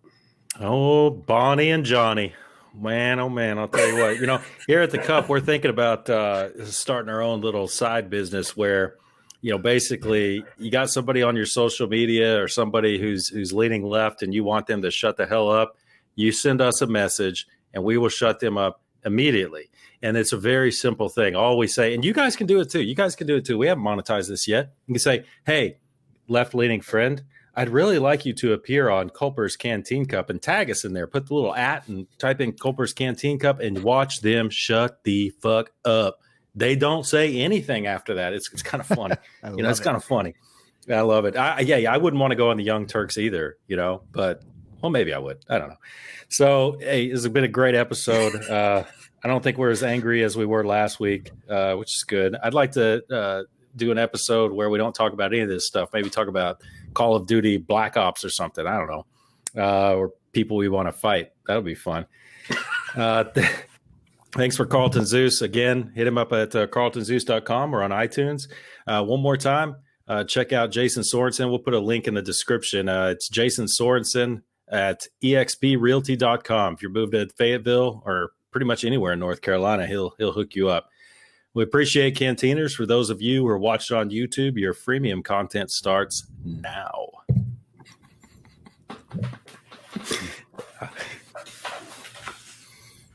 I'd like to fight Chink, young. I'd like to fight Chink, young Turks. Good one. Yeah, I love to fight that dude, man. He's a big boy, man. He's a big boy. Once you take one of those knees out, Dunsky. Yeah, there should be a rule. You have to put somebody on your list, right, that you think might actually be able to beat your ass. Yeah, he may be able to, man. I don't think so. Not him. He wouldn't be able to beat your ass. No way. If that dude, I don't know, man. If he got to me and wrapped me up, maybe just out of sheer weight, he could just hold me and sit on me until I passed out or something. I don't know. I'd like to fight, dude. I'd like to fight Biden. Oh, I'd like to fight Joe. So you like to beat on old people? I would too, actually. Especially if you got in my face and grab by the lapels and be like, bitch, what are you doing? I mean, oof. Yeah, I feel you. Dude, I feel you on that. I'd be like, I'm a combat veteran. My PTSD acted up. I don't know what happened. Everything went black there for a second, and then he's laying on the ground. I don't know what happened. Well, I like the fact that Josh dropped some dimes on here. So he goes ahead and calls two people out, which would be great for the social media post. Maybe we'll get 2 more listeners. And it's the You are absolutely right, because that's my go-to now. Anytime somebody from the left just starts talking shit like, hey, let's go on the show. Crickets. Like, I was going back and forth with this dude on Twitter, and he literally was like, you're the one killing people, da da da da da. And I was like, hey, we've got this show, because on my profile it says co-host, whatever. I'm like, let's go in Culper's Canteen Cup. Crickets. I'm like, hey, so you on for the show? And then I remember the one guy, he was like, I'll come on there. It's like, all right, hey, give us a good time date time group. Crickets. And then all of a sudden it shows up in your people you may know. It's like, oh, that motherfucker blocked us and like kicked us off the friends list. No, that's the thing, man. People, Bonnie, how many times have we asked her? The excuse is always the same. Well, no, it's 3 against 1. Y'all are just going to ambush me, blah, blah. It's like, and I even told her in that very thread, 1-on-1, me and you, 1-on-1, let's do it. And she still wouldn't bite on it. In all fairness, I mean, we wouldn't ambush her. It'd be no different than us going on a show. It's like, I'm going to go in with my numbers, my supporting facts, and this is what they are. The problem is they've become so emotional on the left that they have no supporting facts. It's all emotions. So it's like, well, it's just not right. Well, okay, well, let's go down and show the statistics. Let's go down. It's like you said with the mask thing, both of you guys. That's what pisses me off the most. I would almost appreciate more that, hey, complete shutdown, mask all the time, put the goggles on. You need to have gloves, because at least mentally that makes sense to me. Okay, you really don't want to catch a fucking virus. That's what you got to do, right? Coming from an NBC grad, you know how hard that school is. But it's that to me makes sense. But to tell me that outside I have to wear a mask from my truck to the door, and then from the door to my table, but then when I sit at the table for the next 2.5 hours to eat, I don't have to wear a mask. And then where we're at, if I go to the bathroom, I don't wear a mask. But then when I get back up to walk to my truck, I have to wear a mask, which again is outside. And then they have the study that they were talking about, and I think we said this a few episodes ago. They were saying only 24% of the people even wear the mask properly. Yeah. I mean, because I remember when this first came out, they were talking about, hey, the worst thing that you could possibly do would be to touch the mask or take it off. Yep. That was like the worst thing that you could possibly do, because all of that shit that you have stored up in here, the minute you do that, whoosh, it just goes out. Yeah. So it's like at that point, you might not even, you don't even need to wear one at that point. So it's like you almost have to go hardcore protective, which logically would make sense to me, or just say, fuck it. Hey, man, just like anything else, your protection is your own personal responsibility. Yeah. Well, you think about it, from old school NBC training, right? It's like I can go in a grocery store and places, I'm picking up things, I'm putting them down, stuff like that. But I'm touching my mask and everything like that. And like, no issues with that. And you're like, oh, what? Like, and the mask, like, it could be whatever. It could be a neck gaiter. It could be a t-shirt. It could be, you just have to have a face covering. And you're like, like, people are like, well, doctors wear masks when they do surgery. Dude, doctors, they don't have socks wrapped around their faces. Right. Like, unless last time I checked, they worked in a sterile environment anyway, right? It's like, yeah, they work in a sterile environment, and that's an N95 at a minimum. So right? How long does this mask stuff last? I'm saying 5 years. I'm saying 5 years until you can go into a Target or a Piggly Wiggly or a Walmart and not see anyone with a mask on. I'm saying 5 years, dude. And I think that that is detrimental to public health. The more people wearing masks for longer, the more you're allowing something to grow in virulence and get worse. And this is fucking insane. And I think 5 years, dude. Fucking years. I don't know, dude. I'll go longer. I don't know that we will ever get back to a point where you will not see anybody wearing a mask, because that is going to be some people's default. As soon as it happens, like, oh, well, hey man, what you got a mask on for? What's going on? Be like, well, it's flu season. Yeah. It's flu season. Because this works better than the flu vaccine. I don't need to get a flu vaccine. I can just wear my mask. Yeah. Hey, don't get your child that the measles or mumps shot. Just give them a mask. It'll be good. Man. Don't worry about your newborn. We can beat polio if we all just wear masks. Yeah. We can beat polio because it's more effective than the vaccine. Fuck, dude. If Bill Gates would have just sent, masks to Africa instead of polio vaccines, it would all been cured. People are defending it. People are defending it. They're literally defending the statement. Yes. And when Biden, when Bill Gates read that, he's like, oh, what the fuck, dude? Why did you say that? But you know what? This thing is going to go through the spring. It'll go through March, because what's going to happen is Biden still needs to play it up, and he needs a couple months. So he takes office January 20th. He's got to be able to say, I took office, and within 60 days we eradicated numbers were down. COVID-19, right? Numbers are down because they're already getting the flu numbers out of Australia. I think it's Australia, might be New Zealand, whatever, but same place. But they're already getting numbers. Are like, well, hey, how many people died of the flu this year? They're like, statistically, 0. Now, it may have been like 100 or whatever, but statistically, like, yeah, nobody died of the flu. Nobody died of pneumonia. By the way, car accident deaths are also down, but COVID deaths are where they're at. The thing, and like Luke said, it's like, we are not helping this by wearing masks. You cannot, people are like, well, we have to wait until we build up herd immunity before we can take our mask off. It's like, you do realize how herd immunity works, right? Like, you do realize that. No, you don't, because you're retarded, because you keep saying everybody needs to wear a mask. You can't build herd immunity by wearing a mask. If those numbers are true, if they even half true about the influenza in Australia or wherever, let's just say that they're half true. Let's say influenza rates have gone down, right, by 50%. No, hold on. That's bad news, man. Hold on. That's bad news. This is from their site. Comes from their CDC, whatever the fuck. Australia has not recorded any flu deaths since April, with only 36 deaths recorded this year compared to 430 0 since April. Wow. 0. Hey, now, man, I know I'm not a doctor or anything. I know I'm not well, I've got a surprise for the cup later talking about doctors and stuff. I'm going to save it though. But I'm not a medical doctor, but I do remember I think it was 9th grade science class, and I did take a biology class in college. I'm just going off this common sense shit they taught us back then about how viruses and immunity work. And if there are no flu cases, that means that next year or the year after, the influenza outbreak that's going to happen in Australia or wherever the fuck is probably going to kill more people than COVID ever thought. So check this out. It's not just Australia. So it's the entire Southern Hemisphere. Chile, not kidding. Chile has recorded 1,134 seasonal respiratory infections so far this year, compared to 21,000 last year. Wow. Why? Why is that happening? Because, one, they're mixing those other deaths up into COVID when it's not. Okay. And then the other half of that has to be people are wearing masks and not that many people are catching the flu. Dude, I got to give my mom a shout out, right?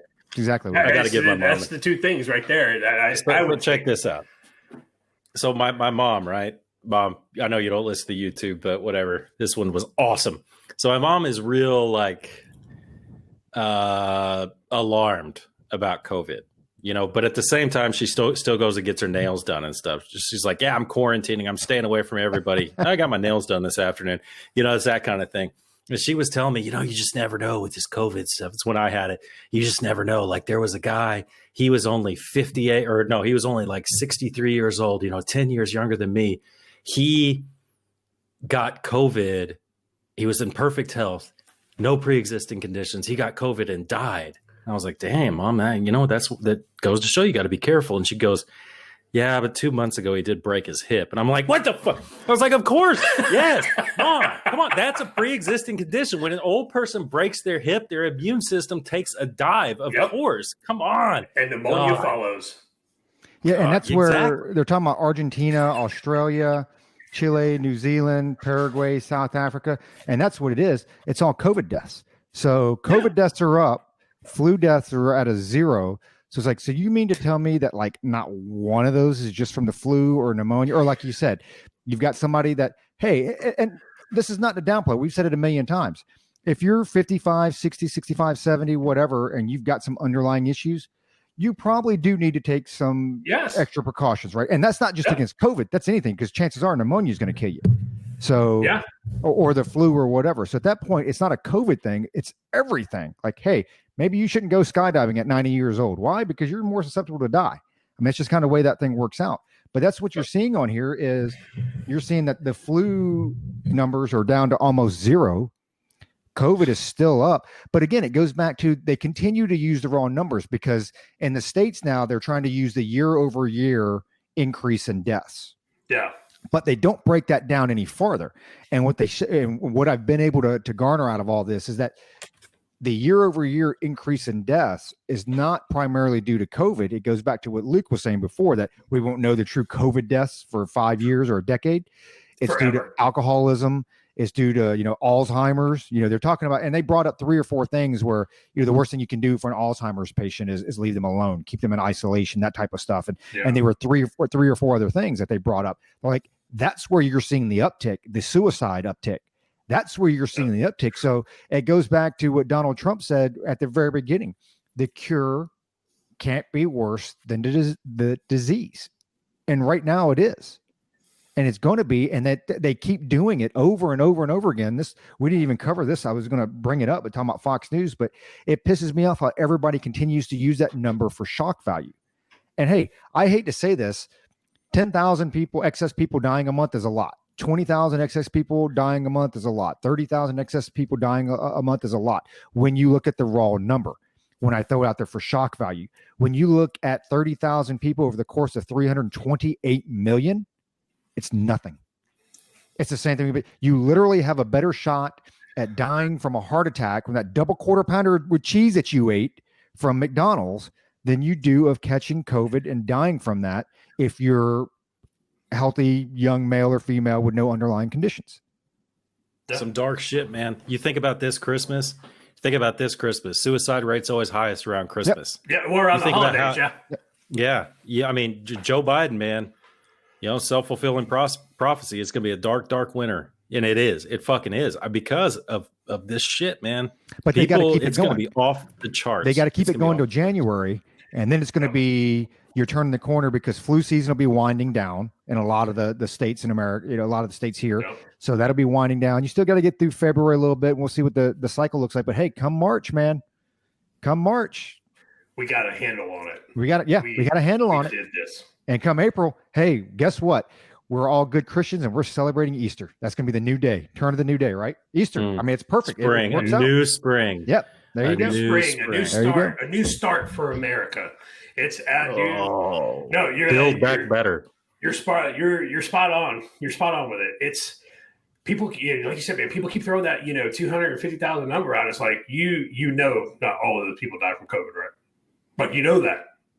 And I don't even argue that. I'm saying, like, when I work out my mortality rates, I use those numbers. I'm like, hey, let's use those numbers. Like, I won't even argue with that, even though any reasonable person could say maybe 50-50 at best, 50-50, right? Yeah. But like you said, man, you're going to turn around and the next time it starts to happen, they're going to be like, hey, we all need to lock down. We need to shut down. Don't worry. Don't worry about your money and your livelihood, your business. The government will take care of you. The government will just cut another check. We'll take care of you. We'll take care of you. Don't worry about, shutting your business down, small businesses. The government will take care of that. We'll help you. We'll take care of you. We'll make you dependent on us. And that is absolutely terrifying. Absolutely terrifying. You know what's awesome, though? I haven't watched Fox News since, the election. I haven't watched Fox News since election day. I've been doing Newsmax, OAN. Dude, I haven't shared the first Fox News article. I haven't clicked on Fox News. I haven't watched them on my TV, and I never will. They are 100% Dunsky. Dunsky. It'll be interesting. It'll be interesting to see how they react. Well, what's funny is and I've done this for the last couple of days. I didn't do it today, but I've been looking at the cable news network ratings. They're in cahoots. There is nothing since the election. Like, it should be all over the news. Fox News ratings are going through the floor right now. And there is not an article put out since November 8th about the cable news ratings. Yeah, wow. There was a few things on Twitter, but it wasn't from any of the other MSM networks about Fox News. There was some on Twitter, though. There's dude, Fox is lower than CNN and MSNBC, for that day or that week. ratings, and dude, they were taking a beating. But I mean, when you name Donna Brazil as your your chief news, Leah, you're like, dude, you're done. You're done. And I didn't mind having her on the show because much like we talk about here with Bonnie and Johnny, and who knew that would rhyme, but we actually would like to bring somebody that's on the left to, and not to ambush him, not to sit there and cuss him out because I don't think that's fair. But hey, this is where we see it. Let's banter. Let's throw some questions back and forth. But they can't because it's all emotional. There's just nothing fact based. There's no statistic they can provide. It's all emotion. And that's what it is. And and Luke pointed it out during during the debate, during the last debate, is you have to have you have to go to a Lincoln Douglas style debate. And this is what this basically what the podcast is, man. It's like, hey, let's sit down for 2 hours and talk about your points, right? Let's have a discussion. And people are like, ooh, man, I can throw some zingers out there on Facebook, and I can hide behind that that page. But man, sitting down for a couple of hours and actually hashing out and be like, just pick a topic. We'll go over that for 2 hours. People are like, whew, man, I'm really gonna have to know my shit on this one. Like, yeah, no, I can't do that. I can't. We're a shitty show. Nobody even listens to us, so it's not even like they would be outed, worldwide or anything. It's like, the 16 people that listen to us, which includes some of our family and some not, they're going to know that you're a complete dumbass. But other than that, nobody else is going to know. And that right there should be enough to say, hey, maybe I need to relook at what I'm voting or how I'm voting. And that's what I keep saying. It goes back to with my sister's-in-law, the guy retired from Ford. They are great people. They butter his bread, union guy. He retired from the automotive industry. So obviously you're going to vote that way, what continues your way of life. And I have no problems with that. Like that makes sense to me, right? Don't choke yourself. But these folks that are, well, I'm a Republican for Biden. Yeah. So again, which policy of his falls in line with the conservative platform? Which Biden policy falls on the right-hand side of that aisle? Zero. I don't know of any Republican, hardline Republican that could support Biden. I don't know of any, and especially, even Catholics, right? I don't understand how any Catholic, and I'm talking about a practicing Catholic, right? Not a recovering Catholic. Any practicing Catholic can support Biden and Harris's late-term abortion policy. Like, I don't know how they support that. I don't know how they reconcile that. They're like, oh no, it's fine. It's really not an issue. It's like, last I checked, that's a pretty big issue for the Catholic Church. It's a pretty big issue. Like, so, I get if you're not practicing, but if you're practicing, you're at mass every week. Like, I don't know how you can really support that. Well, it's not that. I just hate Donald Trump. It's like, okay. Well, just say that at the beginning, right? We just let's figure out where that starting point is, and then we can go from there. But people won't do that. You ask for policy issues, they can't name it, they can't do it. They'll be like, well, Trump said mean things. Orange man bad. And you're like, that's okay. Like, those people are stupid. I don't think they should be allowed to vote. Yeah. So it's like Jeff Flake. Okay, I understand him because he's not even a real Republican anyway. He's a Mitt Romney. But like, you have Carly Fiorina. Like, I was really shocked to hear Carly Fiorina come out and back Biden. I'm like, really? You were on the Ted Cruz ticket, and yeah. It's like, and you're like, so what part of Biden's policies or anything? There are a handful out there. I mean, Cindy McCain, that shocked that many people when she came out and backed Joe Biden. It's like, really? And now she's on the transition team. Go figure. There are just a handful of folks that it's just like, dude, I don't even understand what part of that. Yeah, and part of it, I think this is the other thing too. The Republicans are going to have a hard time with because the Freedom Caucus. I think the difference between the factions that we have in the GOP and what they have on the Democrat side are different. So the progressives and the squad are trying to pull them farther left. When you look at the Freedom Caucus, they're trying to pull Republicans back to the middle, back to where they were. Conservative values, because one thing we haven't talked about yet, Josh's favorite subject, which you look at fiscal conservatism. I mean, it's gone on the Republican Party now. Oh, yeah. Right? And that was one of the main platforms. Dude, it's non-existent anymore. Yeah, that was the whole Tea Party, right? Right. Yep. Gone. You don't hear anything out of them. So Anyway, it looks like Luke's boss is giving him some orders here. So for you, pretty much. YouTube viewers out there, again, we thanks for your time. Thanks for watching us. Another shout out to Carlton Zeus, www.carltonzeus.com or Apple Music. What's the name of the realtor, Luke? Jason Sorensen. Yeah. Jason Sorensen. Check him out. And I would tell you that even if you're not buying a house in Fayetteville, it's always worth hitting up a realtor. We've got a close realtor friend of ours. She primarily works out here, but as we have bought houses around the country, as we moved around, she's always been able to give us a referral somewhere else that she knows, or somebody that she knows somebody else. So it's always better to go with somebody that's a referral versus just a cold call or what have you. So definitely check him out. Thanks for watching, and keep your Canteen cups tightly secured.